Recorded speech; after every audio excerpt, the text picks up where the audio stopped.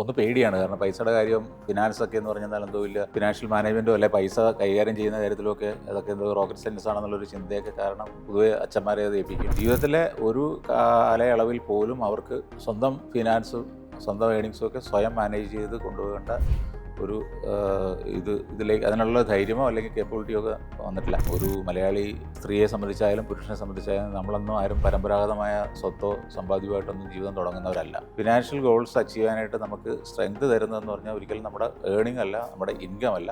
കിട്ടുന്ന ഏണിംഗ് ഇൻകത്തിൽ നിന്ന് നമ്മൾ എന്താണോ സേവ് ചെയ്ത് മാറ്റുന്നത് ആ തുകയാണ് ആക്ച്വലി നമ്മുടെ ഒരു ഫൗണ്ടേഷൻ എന്ന് പറയുന്നത്. ഏണിംഗ് മെമ്പേഴ്സ് ആണെങ്കിൽ അവർ ഏൺ ചെയ്യുന്നുണ്ടെങ്കിൽ മിക്കവാറും ആളുകളുടെയും വൈഫിൻ്റെ സാലറിയും ഇൻകവും ഒക്കെ കൈകാര്യം ചെയ്യുന്നതും കൂടി ഭർത്താവായിരിക്കും. തലമുറകൾ എത്ര മാറിയാലും ഈ സാമ്പത്തിക കാര്യങ്ങളെക്കുറിച്ച് സംസാരിക്കാൻ നമ്മൾ ഒരിക്കലും ഇഷ്ടപ്പെടുന്നില്ല. കാരണം അതിനെക്കുറിച്ച് ചിന്തിച്ചാൽ ഒരു അറ്റവും കിട്ടില്ല എന്ന് കരുതിയിട്ട് നമ്മളെപ്പോഴും അത് പ്രൊക്രാസ്റ്റിനേറ്റ് ചെയ്തുകൊണ്ടിരിക്കുന്ന ഒരു വിഷയമാണ് ഫിനാൻസുമായിട്ട് ബന്ധപ്പെട്ട കാര്യം. ഫിസിക്ക് സേവ് ചെയ്യലല്ല ഈ ഒരു ഫിനാൻഷ്യൽ മാനേജ്മെൻറ്റിൻ്റെ ഒരു ഘട്ടമോ അല്ലെങ്കിൽ ഫിനാൻഷ്യൽ ഫ്രീഡത്തിലേക്കുള്ള ഒരു യാത്രയിലോ നമുക്ക് ഫിസിക്ക് ഒരു തരത്തിലും നമുക്ക് ഹെൽപ്പ് ചെയ്തില്ല. സ്ത്രീകൾക്ക് ഇന്ത്യൻ സാഹചര്യത്തിൽ ഈ ഒരു ശമ്പളം കൊടുക്കുന്ന കാര്യത്തിൽ ചെറിയ വിവേചനമുണ്ട്. അത് ഒരു സ്റ്റാൻഡേർഡ് പറയുന്നത് 10 മുതൽ 22% വരെ കുറവായിരിക്കും സ്ത്രീകൾക്ക് പുരുഷന്മാരെക്കാൾ ഇന്ത്യയിൽ കിട്ടുക. ആ ജെൻഡർ പേ ഗ്യാപ്പ് എന്ന് പറഞ്ഞാൽ അത്രയുമാണ്. സ്ത്രീകളെ പൊതുവെ കാര്യത്തിൽ മന്ത്രി എന്നാണ് പറയുന്നത്. വീട്ടിലെ കാര്യങ്ങളൊക്കെ മാനേജ് ചെയ്യുന്നതിൽ അവർ വളരെ മിടുക്കരായിരിക്കും. പക്ഷേ സാമ്പത്തിക കാര്യങ്ങൾ വരുമ്പോൾ ഇത്രയും എഫിഷ്യൻ്റായിട്ട് കാര്യങ്ങൾ അവർക്ക് മാനേജ് ചെയ്യാൻ പറ്റുന്നുണ്ടോ എന്നുള്ള ഒരു സംശയമുണ്ട്. ഇന്നത്തെ കാലത്ത് ഇത് മാറി വരുന്നുണ്ടെങ്കിലും ഡിജിറ്റൽ കാലത്തിനൊത്ത് അവരുടെ നിക്ഷേപ സാമ്പത്തിക കാര്യങ്ങളിലൊക്കെ ഒരുപാട് മാറ്റം വരുത്തേണ്ട സമയമാണിത്. ഈ വേളയിൽ സ്ത്രീകളുടെ ഫിനാൻഷ്യൽ പ്ലാനിങ്ങുമായി ബന്ധപ്പെട്ട് എന്തൊക്കെ കാര്യങ്ങളാണ് ശ്രദ്ധിക്കേണ്ടതെന്ന് നമുക്കറിയാം. ഇതേക്കുറിച്ചൊക്കെ നമ്മളോട് സംസാരിക്കാനുള്ളത് കെ ജയകുമാറാണ്. ഫിനാൻഷ്യൽ എക്സ്പേർട്ടും മെൻറ്ററുമായ അദ്ദേഹം മലയാളത്തിലെ വിവിധ സാമ്പത്തിക പ്രസിദ്ധീകരണങ്ങളിൽ കോളമിസ്റ്റ് കൂടിയാണ്. സ്ത്രീകളുടെ ഫിനാൻഷ്യൽ എഡ്യൂക്കേഷന് വേണ്ടിയിട്ട് ഒരുപാട് സംഭാവനകൾ അദ്ദേഹം നൽകിയിട്ടുമുണ്ട്. നമസ്കാരം ജയകുമാർ. നമസ്കാരം സുജ. ഞാനീ പറഞ്ഞതുപോലെ ഈ സ്ത്രീകളുടെ സാമ്പത്തിക മാനേജ്മെൻറ്റിൽ അവർ പലപ്പോഴും വീട്ടിലാണെങ്കിലും വീട്ടമ്മമാരാണെങ്കിലും ജോലിയുള്ളവരാണെങ്കിൽ പോലും പലപ്പോഴും കുറച്ച് പുറകോട്ടാണ്. ഇത് സത്യമാണോ ശരിക്കും, അതോ വെറുതെ പറയപ്പെടുന്ന ഒരു കാര്യമാണോ? അല്ല, സ്ത്രീകളുടെ ഒരു മാനേജ്മെൻറ്റ് എഫിഷ്യൻസിയുടെ കാര്യത്തിൽ യാതൊരു സംശയവുമില്ല. കാരണം അവർ വളരെ മികച്ച രീതിയിൽ അത് വീട്ടിലെ കാര്യങ്ങൾ മാനേജ് ചെയ്യുന്നതിലായാലും ലൈക്ക് വർക്കിംഗ് വുമൺ ആണെങ്കിലും ഓഫീസിലെ കാര്യങ്ങളായാലും ഇപ്പം നമുക്കറിയാം ബഹിരാകാശത്ത് വരെ പോയിരിക്കുന്ന ആ മേഖലയിലേക്ക് വരെ കാൽവയ്പ് നടത്തുകയും വിജയകരമായി സക്സസ്ഫുള്ളാണ്. സ്ത്രീകൾ ഏർപ്പെടുന്ന കർമ്മമേഖല ഏത് തന്നെയായാലും അവിടെയെല്ലാം അവർ വളരെ സക്സസ്ഫുള്ളാണെന്നുള്ള കാര്യത്തിൽ യാതൊരു സംശയമില്ല. പക്ഷേ പേഴ്സണൽ ഫിനാൻസ്, സ്വന്തം സേവിങ്സ്, സ്വന്തം ഇൻകം, സ്വന്തം ഏണിങ് അല്ലെങ്കിൽ സ്വന്തം ഫിനാൻഷ്യൽ ഗോൾസ് ഇതൊക്കെ മാനേജ് ചെയ്യുന്ന കാര്യത്തിലോ ഇതൊക്കെ അച്ചീവ് ചെയ്യുന്ന കാര്യത്തിലോ അവർക്ക് ഈ മികവ് പുലർത്താൻ കഴിയുന്നുണ്ടോ എന്ന് ചോദിച്ചെന്നാൽ അതിനകത്ത് നമുക്ക് സംശയമുണ്ട്. അപ്പോൾ ഇത് ചോദിക്കുമ്പോൾ പുരുഷന്മാരുടെ കാര്യത്തിൽ അവർ ഇക്കാര്യത്തിൽ വളരെ വിദഗ്ധരാണോ എന്ന് ചോദിക്കും. പക്ഷേ അവർക്കും അതിനകത്ത് അത്ര വൈദഗ്ധ്യത്തിൻ്റെ കാര്യത്തിൽ പോരായ്മകളുണ്ട്. പക്ഷേ ആ കാര്യത്തിൽ കമ്പയർ ചെയ്യുമ്പോൾ ഇവർ കുറച്ചുകൂടി കാര്യങ്ങൾ കൂടുതൽ ശ്രദ്ധിക്കുകയാണെങ്കിൽ തീർച്ചയായിട്ടും അവർക്ക് കുറേ കൂടി ഹാപ്പി ആയിട്ടുള്ള ലൈഫ് അല്ലെങ്കിൽ അവരുടെ സ്വപ്നങ്ങളെ പാഷനെയൊക്കെ ചേസ് ചെയ്യാനുള്ള കുറേ സ്ട്രെങ്ത് ഈ ഒരു സ്വന്തം ഫിനാൻസ് ഇൻഡിപെൻഡൻ്റായിട്ട് മാനേജ് ചെയ്യാൻ കഴിയുമെങ്കിൽ അതവർക്ക് കുറച്ചുകൂടി നന്നായിരിക്കും. ജീവിതം കുറേ കൂടി ഈസി ആയിട്ട് കൊണ്ടുപോകാൻ പറ്റും. കുറേയേറെ പ്രതിസന്ധികൾ അതിലൂടെയൊക്കെ അതിജീവിക്കാൻ പറ്റും എന്നുള്ളത് എനിക്ക് തോന്നുന്നു. സ്വന്തം ആവശ്യത്തിന് പകരം കുടുംബത്തിൻ്റെ ആവശ്യങ്ങൾക്ക് വേണ്ടി മാറ്റി വെക്കുന്നതായിരിക്കും ഇതിൻ്റെ ഒരു കാരണം എന്ന് തോന്നുന്നു. അതിന് പകരം അവർ എന്തൊക്കെയാണ് സ്വന്തമായിട്ട് ഫിനാൻഷ്യൽ പ്ലാനിങ്ങിൻ്റെ സമ്പാദ്യത്തിൻ്റെ അല്ലെങ്കിൽ അത് ഇഫക്റ്റീവായിട്ട് നിക്ഷേപിക്കുന്ന കാര്യങ്ങളിലൊക്കെ സ്ത്രീകൾ എന്തൊക്കെയാണ് ശ്രദ്ധിക്കേണ്ടത്?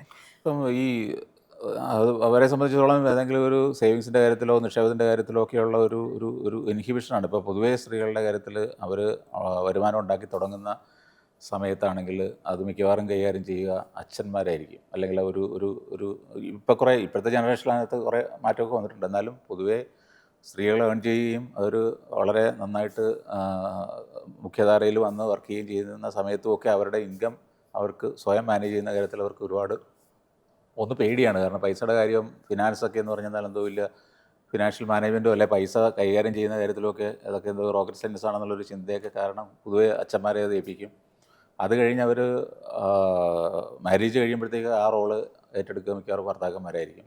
അത് കഴിഞ്ഞ് അവർ ഒരു ഘട്ടം കൂടി കടന്ന് കുറച്ച് വാർദ്ധക്യത്തിലേക്ക് കിടക്കുമ്പോഴത്തേക്ക് അത് വീണ്ടും മക്കളായിരിക്കും അത് കൈകാര്യം ചെയ്യുക. അപ്പോൾ ജീവിതത്തിലെ ഒരു കാലയളവിൽ പോലും അവർക്ക് സ്വന്തം ഫിനാൻസും സ്വന്തം ഏണിങ്സും ഒക്കെ സ്വയം മാനേജ് ചെയ്ത് കൊണ്ടുപോകേണ്ട ഒരു ഇതിലേക്ക് അതിനുള്ള ധൈര്യമോ അല്ലെങ്കിൽ കേപ്പബിലിറ്റിയോ ഒക്കെ വന്നിട്ടില്ല.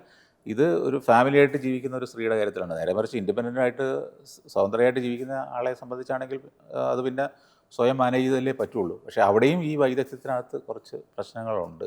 അപ്പം പണം കൈകാര്യം ചെയ്യുക എന്ന് പറയുന്നത് എന്തോ വലിയ റോക്കറ്റ് സയൻസാണ്, അല്ലെങ്കിൽ അത് നമ്മൾ കൈകാര്യം ചെയ്താൽ അതിനകത്ത് ഭയങ്കര റിസ്ക് ഉണ്ട്, പണം നഷ്ടപ്പെട്ടു പോകുമോ എന്നൊക്കെയുള്ള പേടിയൊക്കെ ആയിരിക്കും അവരെ ഇതിനകത്ത് നിന്ന് പിന്മാറ്റേണ്ടത്. പക്ഷേ അത് ആ ചിന്തയെല്ലാം മാറ്റി ഇത് സ്വയം ഇതിപ്പം മാനേജ് ചെയ്യേണ്ട ഒരു സാഹചര്യത്തിലേക്കാണ് തന്നെ വന്നിരിക്കുന്നത്. കാരണം നമുക്ക് സത്യത്തിൽ നമ്മളുടെ ലൈഫിലെ ഫിനാൻഷ്യൽ ഗോൾസ് നമുക്ക് അച്ചീവ് ചെയ്യാൻ ആകെ നമ്മുടെ കയ്യിലുള്ളതെന്ന് പറഞ്ഞാൽ നമ്മൾ വർക്ക് ചെയ്തോ അല്ലെങ്കിൽ ഒക്കെ ഉണ്ടാക്കുന്ന ഏണിങ്സാണ്. ഇപ്പം ഒരു മലയാളി സ്ത്രീയെ സംബന്ധിച്ചായാലും പുരുഷനെ സംബന്ധിച്ചായാലും നമ്മളൊന്നും ആരും പരമ്പരാഗതമായ സ്വത്തോ സമ്പാദ്യമായിട്ടൊന്നും ജീവിതം തുടങ്ങുന്നവരല്ല.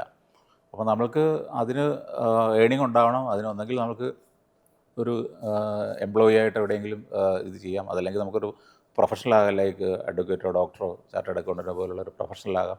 അതല്ലെങ്കിൽ നമുക്ക് എന്തെങ്കിലും ലൈക്ക് സംരംഭങ്ങൾ എൻ്റർപ്രണർഷിപ്പിലേക്ക് പോകാം. ഇതിലൂടെയൊക്കെയാണ് നമ്മൾ ഈ സ്ത്രീയായാലും പുരുഷനായാലും ഇതിലൂടെയൊക്കെയാണ് നമുക്ക് ഏൺ ചെയ്യാനുള്ള മാർഗ്ഗങ്ങളുള്ളത്.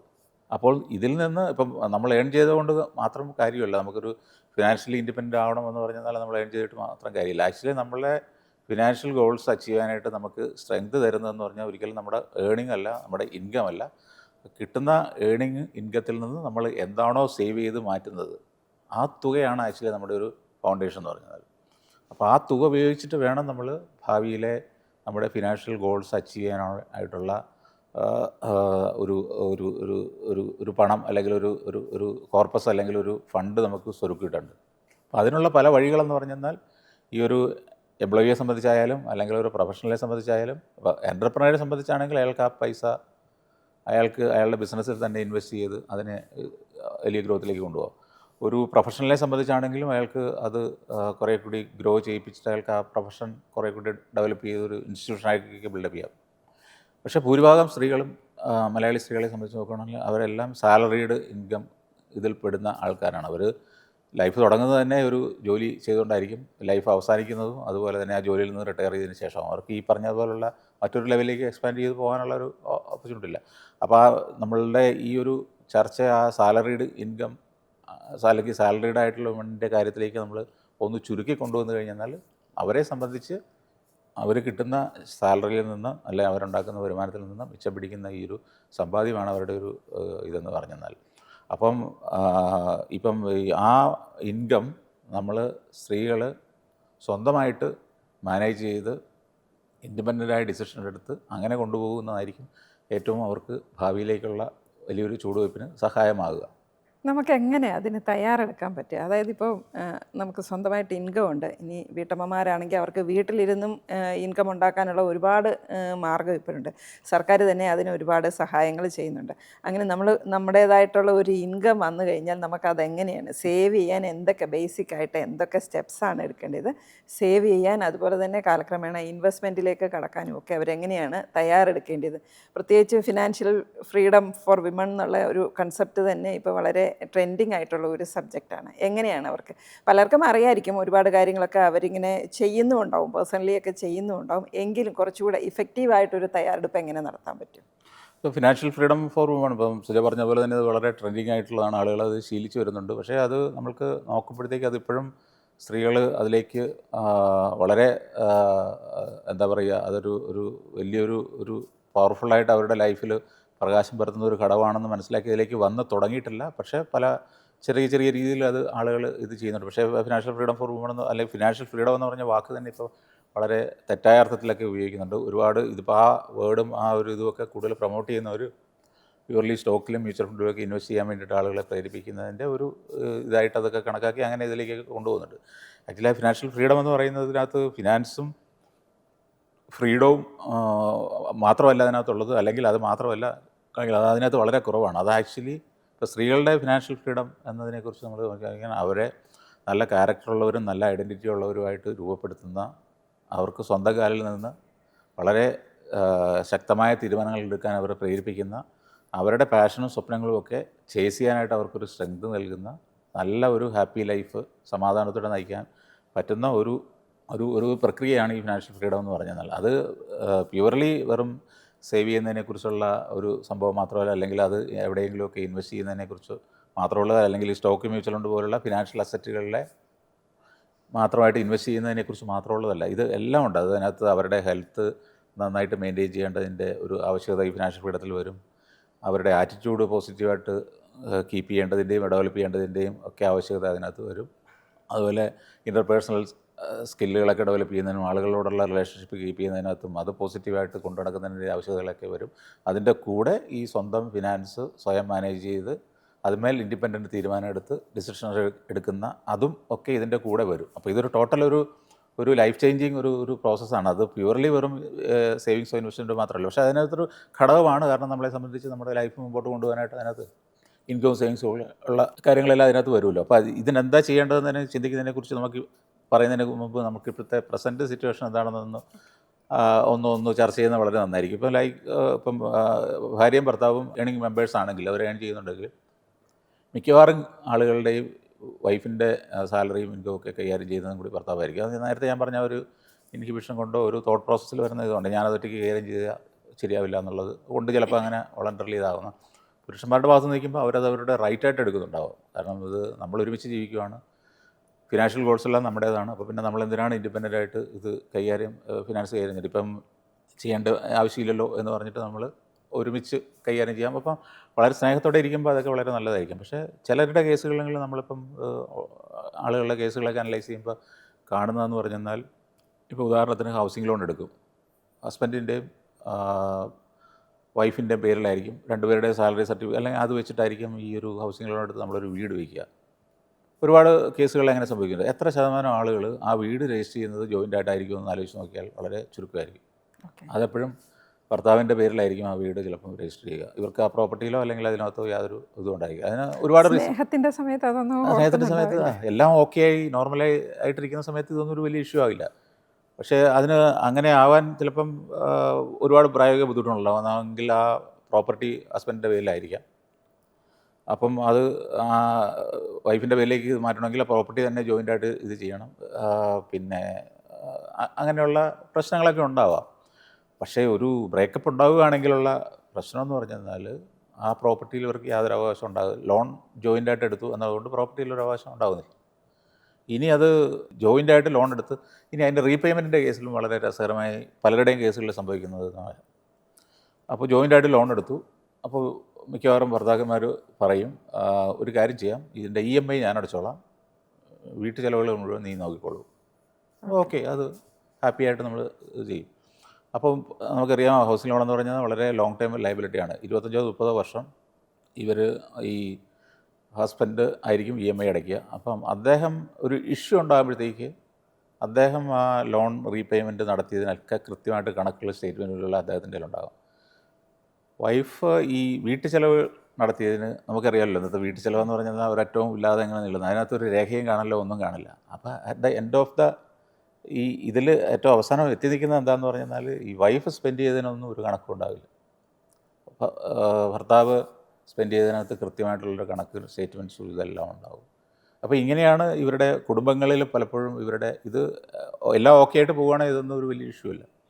തിരിച്ച് ഡിസ്പ്യൂട്ട് ഉണ്ടാകുന്ന സമയത്ത് ഭർത്താക്കന്മാർ ചോദിക്കും, നീ ഇത്രയും കാലം വർക്ക് ചെയ്തിട്ട് നിൻ്റെ കയ്യിൽ എന്താ പൈസയൊന്നും ഇല്ലാത്തത്, നീ അവിടെ കൊണ്ടുപോയി കളഞ്ഞു എന്ന് ചോദിക്കുന്ന ഒരു സന്ദർഭങ്ങളുണ്ടാവുന്നു. അപ്പം ഈ ഫിനാൻഷ്യൽ മാനേജ്മെൻറ്റ് നമുക്ക് വീട്ടിൽ ജീവിതം തുടങ്ങുന്ന സമയത്ത് തന്നെ ഇപ്പം മാരീഡ് ആകുന്നവരോട് നമ്മൾ എപ്പോഴും കൊടുക്കുന്ന ഒരു അഡ്വൈസ് എന്ന് പറഞ്ഞാൽ അത് തന്നെയാണ്. വിവാഹത്തിന് മുമ്പ് തന്നെ ഈ ഫിനാൻസ് എങ്ങനെയാണ് മാനേജ് ചെയ്യേണ്ടത്, ഇൻകം എങ്ങനെയാണ് നമ്മൾ കൈകാര്യം ചെയ്യേണ്ടതെന്നുള്ളതിനെക്കുറിച്ച് നമ്മൾ ഒരു കൃത്യമായ ധാരണയെല്ലാം ഉണ്ടായതിന് ശേഷം വേണം നമുക്ക് ലൈഫ് സ്റ്റാർട്ട് ചെയ്യാനെന്നുള്ളത്. കാരണം ഒരുപാട് കുട്ടികൾക്കാണെങ്കിലും ചിലപ്പം എഡ്യൂക്കേഷൻ ലോൺസൊക്കെ ഉണ്ടാകും. അപ്പോൾ ബാധ്യതകൾ എന്താണെന്നും അതുമെല്ലാം കൃത്യമായിട്ട് തുറന്ന് പറഞ്ഞതിന് ശേഷം തന്നെ ഈ ഒരു തുടങ്ങുന്നതാണ് നല്ലത്. അങ്ങനെ ഒരു സംഭവം ഇപ്പം നടക്കുന്നുണ്ടോ ഇപ്പോഴത്തെ കാലത്ത്? ഇപ്പം പെണ്ണ് കാണലാണെന്ന് വിചാരിക്കുക. അങ്ങനെയുള്ള ഒരു സമയത്ത് അവർ പരസ്പരം സംസാരിക്കുമ്പോൾ ഫിനാൻഷ്യൽ കാര്യങ്ങളെക്കുറിച്ച്, അല്ലെ അവരുടെ ബാധ്യത, അവരുടെ ഫിനാൻഷ്യൽ ലക്ഷ്യങ്ങൾ എന്തൊക്കെയാണ്, സ്വപ്നങ്ങൾ എന്തൊക്കെയാണ്, അങ്ങനത്തെ കാര്യങ്ങളെക്കുറിച്ചൊക്കെ ഒരു ചർച്ച ഇപ്പം നടക്കുന്നുണ്ടാവുമോ? ചർച്ച ചെയ്യുന്നവരുണ്ട്, പക്ഷേ അത് എല്ലാവരും അങ്ങനെ ചർച്ച ചെയ്യുന്നു എന്ന് നമുക്ക് പറയാറായിട്ടില്ല. ഈ ഇപ്പം തലമുറകൾ എത്ര മാറിയാലും ഈ സാമ്പത്തിക കാര്യങ്ങളെക്കുറിച്ച് സംസാരിക്കാൻ നമ്മൾ ഒരിക്കലും ഇഷ്ടപ്പെടുന്നില്ല. കാരണം അതിനെക്കുറിച്ച് ചിന്തിച്ചാൽ ഒരു അറ്റവും കിട്ടില്ല എന്ന് കരുതിയിട്ട് നമ്മളെപ്പോഴും അത് പ്രൊക്രാസ്റ്റിനേറ്റ് ചെയ്തുകൊണ്ടിരിക്കുന്ന ഒരു വിഷയമാണ് ഫിനാൻസുമായിട്ട് ബന്ധപ്പെട്ട കാര്യം. പിന്നെ നമ്മൾ വളർന്നു വന്ന സാഹചര്യങ്ങളിൽ നമ്മൾ പണത്തെക്കുറിച്ചോ മണിയെക്കുറിച്ചോ ഒക്കെ സംസാരിക്കുന്നത് മോശമാണ് എന്ന് വിചാരിക്കുന്ന ഒരു ഇതുമുണ്ട്. അതുകൊണ്ട് അത് സ്വാഭാവികമായിട്ട് ഒരിക്കലും വരില്ല. പക്ഷേ പാരൻസ് നിർബന്ധമായിട്ടും കുട്ടികളോട് അതിനെക്കുറിച്ച് ചർച്ച ചെയ്യണമെന്ന് പറയണം. കാരണം ഇപ്പോഴത്തെ ഡിവോഴ്സ് റേറ്റുകളുടെ റീസൺസ് അനലൈസ് ചെയ്ത് നോക്കിയാൽ നമുക്ക് മനസ്സിലാകും 90% ഫിനാൻഷ്യൽ ഡിസ്പ്യൂട്ടുകൾ എന്നെ സംബന്ധിച്ച് തന്നെയാണ് പ്രശ്നം. കാരണം വളർന്നു വന്ന രീതി അനുസരിച്ച് മെയിൽ ആയിട്ടുള്ള ബോയ്സ് എല്ലാവരും വൈഫിൻ്റെ സാലറിയിലും അവരുടെ ഇൻകത്തിലും ഒക്കെ അവർക്കും ഒരു ഹോൾഡ് വേണം. അല്ലെങ്കിൽ അത് നമ്മൾ ഒരുമിച്ച് ജീവിക്കുമ്പോൾ എന്തിനാണ് ഇത്? ഇന്നത്തെ കാലത്തെ പിള്ളേരെ ഒരിക്കലും അത് സമ്മതിക്കത്തില്ല. കാരണം അത് അവരുടെ ഇൻകമാണ്. അപ്പോൾ ഈ ഡിസ്പ്യൂട്ടെല്ലാം ഒഴിവാക്കാനായിട്ട് നമുക്ക് ചെയ്യാവുന്നൊരു മാർഗ്ഗമെന്ന് പറഞ്ഞാൽ നമ്മൾ ഇപ്പം ഒരുമിച്ച് ജീവിതം തുടങ്ങുമ്പോൾ അതിപ്പം പ്രീ വെഡ്ഡിങ് ഷൂട്ടൊക്കെ നടത്തുന്ന പോലെ തന്നെ പ്രീ വെഡ്ഡിങ് ഒരു ഫിനാൻഷ്യൽ പ്ലാനും ഒരു ഫിനാൻഷ്യൽ തോട്ടും ഒക്കെ ഉണ്ടായിക്കഴിഞ്ഞാൽ ഈ കുട്ടികളുടെ ജീവിതത്തിൽ പിന്നീട് ഫിനാൻസിൻ്റെ ചൊല്ലി ഉണ്ടാകാവുന്ന അസ്വാരസ്യങ്ങൾ വളരെ നന്നായിട്ട് ഒഴിവാക്കാൻ പറ്റും. അതിന് വളരെ സിമ്പിളാണ് അതിൻ്റെ ഒരു ഇതെന്ന് പറഞ്ഞാൽ ജീവിതം തുടങ്ങുമ്പോഴത്തേക്ക് തന്നെ ഫിനാൻഷ്യൽ ഗോൾസ് എന്തൊക്കെയാണെന്നുള്ളത് അറിഞ്ഞു വയ്ക്കുക. അതിന് വേണ്ടിയിട്ട് രണ്ടുപേരും കൂടി ചേർന്നൊരു തുക ഭാവിയിലേക്ക് വേണ്ടിയിട്ട് മാറ്റി വയ്ക്കുക. വീട്ടു ചിലവിന് വേണ്ടിയിട്ട് രണ്ടുപേരും കൂടി പൂൾ ചെയ്തൊരു ഫണ്ടുണ്ടാക്കി അതിൽ നിന്ന് ഇത് ചെയ്യുക. അതിന് ശേഷമുള്ള ഈ ഭാവിയിലേക്കുള്ള ലക്ഷ്യങ്ങൾക്ക് വേണ്ടി മാറ്റി വയ്ക്കുന്നതും ഫിനാൻഷ്യൽ നിത്യ ചെലവിനുള്ള പൈസയിലേക്ക് വേണ്ടിയിട്ട് നമ്മൾ ഒരു പൂൾ ചെയ്ത് രണ്ടുപേരും കൂടി ഒരു തുക മാറ്റിയതിന് ശേഷം രണ്ടുപേരുടെയും കയ്യിലുള്ള പൈസയെക്കുറിച്ച് രണ്ടുപേരും അന്വേഷിക്കാതിരിക്കുക എന്നുള്ളതാണ്. അത് അവർക്ക് സ്വതന്ത്രമായിട്ട് വിനിയോഗിക്കാനുള്ള ഒരു ഫ്രീഡം നമ്മൾ കൊടുക്കുക. അദ്ദേഹത്തിൻ്റെ വീടിനെ സപ്പോർട്ട് ചെയ്യുന്നുണ്ടെങ്കിൽ അങ്ങനെ ചെയ്തോട്ടെ. പക്ഷേ ഇതിനെല്ലാം മാറ്റി വെച്ചതിന് ശേഷമുള്ള തുക, കിട്ടുന്ന തുക മുഴുവനും ഹസ്ബൻഡ് വീട്ടുകാർക്കോ അല്ലെങ്കിൽ അവരുടെ സിബ്ലിങ്സിനോ അല്ലെങ്കിൽ അവർക്ക് വേണ്ടിയിട്ടൊക്കെ ചിലവഴിക്കുന്നത് അങ്ങനെ ഒരു ശരിയാകത്തില്ല. അതുപോലെ തന്നെ തിരിച്ചും ഭാര്യ ഇപ്പം പെൺകുട്ടികൾ വിവാഹം ചെയ്ത് ജീവിതം ആരംഭിക്കുമ്പോഴത്തേക്ക് അവർക്കും വീട്ടിൽ പാരൻസ് നോക്കേണ്ടതുണ്ടാവും. അവരുടെ അനിയന്മാരോ അവരെ ഉണ്ടെങ്കിൽ പഠിപ്പിക്കേണ്ടി വരാം. വീട്ടിലുണ്ടാകുന്ന ചില ബാധ്യതകളൊക്കെ നിറവേറ്റും. അപ്പോൾ ഈ പൈസ അങ്ങോട്ടും ഇങ്ങോട്ടും വിനിയോഗിക്കുന്നത് സംബന്ധിച്ച് ഇന്ന് ചെറുപ്പക്കാരായ നമ്മുടെ ഇപ്പോഴത്തെ പുതിയ തലമുറയിലെ പിള്ളേർക്കിടയിൽ ഒരുപാട് ഡിസ്പ്യൂട്ട് നടക്കുന്നുണ്ട്. അപ്പോൾ അതിന് പരിഹാരം എന്ന് പറഞ്ഞാൽ ഇങ്ങനെ ഒരു ഇതുണ്ടാക്കിയതിന് ശേഷം ബാക്കിയുള്ള തുക അവർക്ക് സ്വതന്ത്രമായിട്ട് വിനിയോഗിക്കാനുള്ളൊരു ഉണ്ടായാൽ ഇത് സംബന്ധിച്ച കുറച്ച് പ്രശ്നങ്ങൾ ഒഴിവാക്കാം. ഇപ്പം നമ്മൾ വിവാഹിതരാകാൻ പോകുന്ന സമയത്ത് ഇവർ എങ്ങനെ തയ്യാറെടുക്കണമെന്നതിനെക്കുറിച്ച് പറഞ്ഞു. ഇതിന് പ്രായോഗികമായിട്ട് പെൺകുട്ടികൾക്ക് വിവാഹത്തിന് തയ്യാറെടുക്കുമ്പോൾ അല്ലെങ്കിൽ വിവാഹം കഴിഞ്ഞ വേളയിൽ തന്നെ എന്തൊക്കെ കാര്യങ്ങളിലാണ് ഇവർ ശ്രദ്ധിക്കേണ്ടത്? ഇപ്പം ജയമാർ പറഞ്ഞു, ഇൻഷുറൻസിൻ്റെ കാര്യം പറഞ്ഞു. പലപ്പോഴും പെൺകുട്ടികൾക്കൊരു ഹെൽത്ത് ഇൻഷുറൻസ് ഒന്നും ഉണ്ടാവില്ല. ഒരു കല്യാണം കഴിക്കുന്നത് വരെ വീട്ടിൽ ഫാദറിൻ്റെ ഒരു കോമൺ ഒരു ഇൻഷുറൻസ് ഉണ്ട്, ഫാമിലി ഇൻഷുറൻസിലായിരിക്കും അവർ പോവുക. അത് കഴിഞ്ഞ് വീണ്ടും വിവാഹം കഴിച്ച് കഴിയുമ്പം ഭർത്താവിനൊപ്പമായിരിക്കും. അപ്പോഴും ഒരിക്കലും ഒരു വ്യക്തിഗത ഇൻഷുറൻസ്, ടേം ഇൻഷുറൻസിനെ കുറിച്ചോ അല്ലെങ്കിൽ ഹെൽത്ത് ഇൻഷുറൻസിനെ കുറിച്ചോ അങ്ങനെയുള്ള കാര്യങ്ങളെക്കുറിച്ച് വ്യക്തിപരമായിട്ടൊരു സേവിങ്സ് അക്കൗണ്ട് പോലും വെക്കുന്നതിനെക്കുറിച്ച് അവർക്ക് ചിലപ്പം ധാരണ ഉണ്ടാവില്ല. ഇങ്ങനെ എന്തൊക്കെ കാര്യങ്ങളാണ് ഇവർ പ്രായോഗികമായിട്ട് ശ്രദ്ധിക്കേണ്ടത്? ഇപ്പോൾ നമുക്കൊരു പെൺകുട്ടി അവരുടെ ഒരു ജീവിതം ആരംഭിക്കുന്ന ആ ഒരു ഘട്ടം മുതൽ നമുക്ക് ഇതിനെക്കുറിച്ച് നന്നായിട്ട് ആലോചിച്ച് തുടങ്ങാം. വളരെ നല്ലൊരു ചോദ്യമാണ്. കാരണം ഇന്നത്തെ കാലത്ത് പെൺകുട്ടികൾക്ക് ഇതിൻ്റെ കൂടെ ഒരു കാര്യം കൂടെ പറയട്ടെ. ഇവരൊക്കെ പഠിച്ചിട്ടുണ്ടാവുക എഡ്യൂക്കേഷൻ ലോൺ എടുത്തിട്ടായിരിക്കും. അപ്പോൾ അങ്ങനെ ഒരു ബാധ്യതയുമായിട്ടായിരിക്കും ഇവർ പുതിയൊരു ജീവിതത്തിലേക്ക് കിടക്കുന്നത്. അതും ഇതിൽ കരുതേണ്ട ഒരു സംഭവമാണ്. അതെ, തീർച്ചയായിട്ടും. അപ്പോൾ വളരെ നല്ല ചോദ്യമാണ്. സത്യത്തിൽ ഇപ്പോൾ ഇന്നത്തെ കാലത്ത് സ്ത്രീകൾക്കും പെൺകുട്ടികൾക്കൊക്കെ വളരെയേറെ കൺഫ്യൂഷനുള്ള ഒരു ഇതാണ് എങ്ങനെയാണ്. അപ്പോൾ നമുക്ക് അവരുടെ ഒരു ജീവിതം ആരംഭിക്കുന്ന ആ ഒരു ഘട്ടം മുതൽ, കാരണം ഓരോ പ്രായത്തിലും ഈ ഫിനാൻഷ്യൽ മാനേജ്മെൻറ്റുമായിട്ട് ബന്ധപ്പെട്ടും സേവിങ്സ് ഇൻവെസ്റ്റ്മെൻറ്റുമായിട്ട് ബന്ധപ്പെട്ടും ഒക്കെ ഓരോ പ്രായത്തിലും ചെയ്യേണ്ട ഓരോരോ കാര്യങ്ങളുണ്ട്. അതാത് ഘട്ടങ്ങളിൽ ചെയ്തു പോവുകയാണെങ്കിൽ അടുത്ത ഘട്ടം വളരെ അനായാസമായിരിക്കും. വിവാഹത്തിന് തയ്യാറെടുക്കുന്നതിന് മുമ്പ് തന്നെ പെൺകുട്ടികൾ ശ്രദ്ധിക്കേണ്ട അവർക്കൊരു ഏണിംഗ് ഉണ്ടാവണം എന്നുള്ളത് വളരെ നിർബന്ധമായിട്ടുള്ള ഒരു കാര്യമാണ്. കാരണം അവിടെ നിന്നാണ് ഇതിൻ്റെ അകത്ത് തുടങ്ങുന്നത്. രണ്ട് കാര്യങ്ങളാണ് ഞാൻ പൊതുവെ എപ്പോഴും ഇൻസിസ്റ്റ് ചെയ്യാറുള്ളത്. ഒന്ന്, സ്വന്തമായിട്ടുള്ള വരുമാനം തൊഴിലാകണം, ജോലിയാകാം, പ്രൊഫഷനാകാം, അല്ലെങ്കിൽ എന്തെങ്കിലും ഒരു ഏണിങ് ഉണ്ടാകുന്ന ലഘു ബിസിനസ് എന്തായാലും. രണ്ടാമത്തത് ഡ്രൈവിങ്. അപ്പോൾ സ്വന്തമായിട്ട് നമുക്കൊരു ഏണിങ് ഉണ്ടെങ്കിൽ ഫിനാൻഷ്യൽ അത് നമ്മുടെ കയ്യിൽ നിൽക്കും. അതുപോലെ നമ്മൾക്ക് ഒരു ഡ്രൈവിങ് അറിയാമെങ്കിൽ ടൈം അത് നമ്മുടെ കയ്യിലായിരിക്കും. ടൈം മാനേജ്മെൻറ്റിന് നമ്മുടെ കയ്യിലായിരിക്കും അതുള്ളത്. അതല്ലെങ്കിൽ നമ്മുടെ ടൈം എപ്പോഴും മറ്റുള്ളവരായിരിക്കും മാനേജ് ചെയ്യേണ്ടി വരിക. ഇപ്പോൾ നമ്മൾ ഡ്രൈവിംഗ് ഉണ്ടാവണമെന്ന് പറഞ്ഞാൽ കാറോ സ്കൂട്ടറോ തന്നെ വേണമെന്നില്ല, ഒരു സൈക്കിളായാലും മതി. പക്ഷേ നമുക്ക് ടൈം മാനേജ്മെൻറ്റിന് അത് എഫക്റ്റീവായിട്ട് ഉപയോഗിക്കും.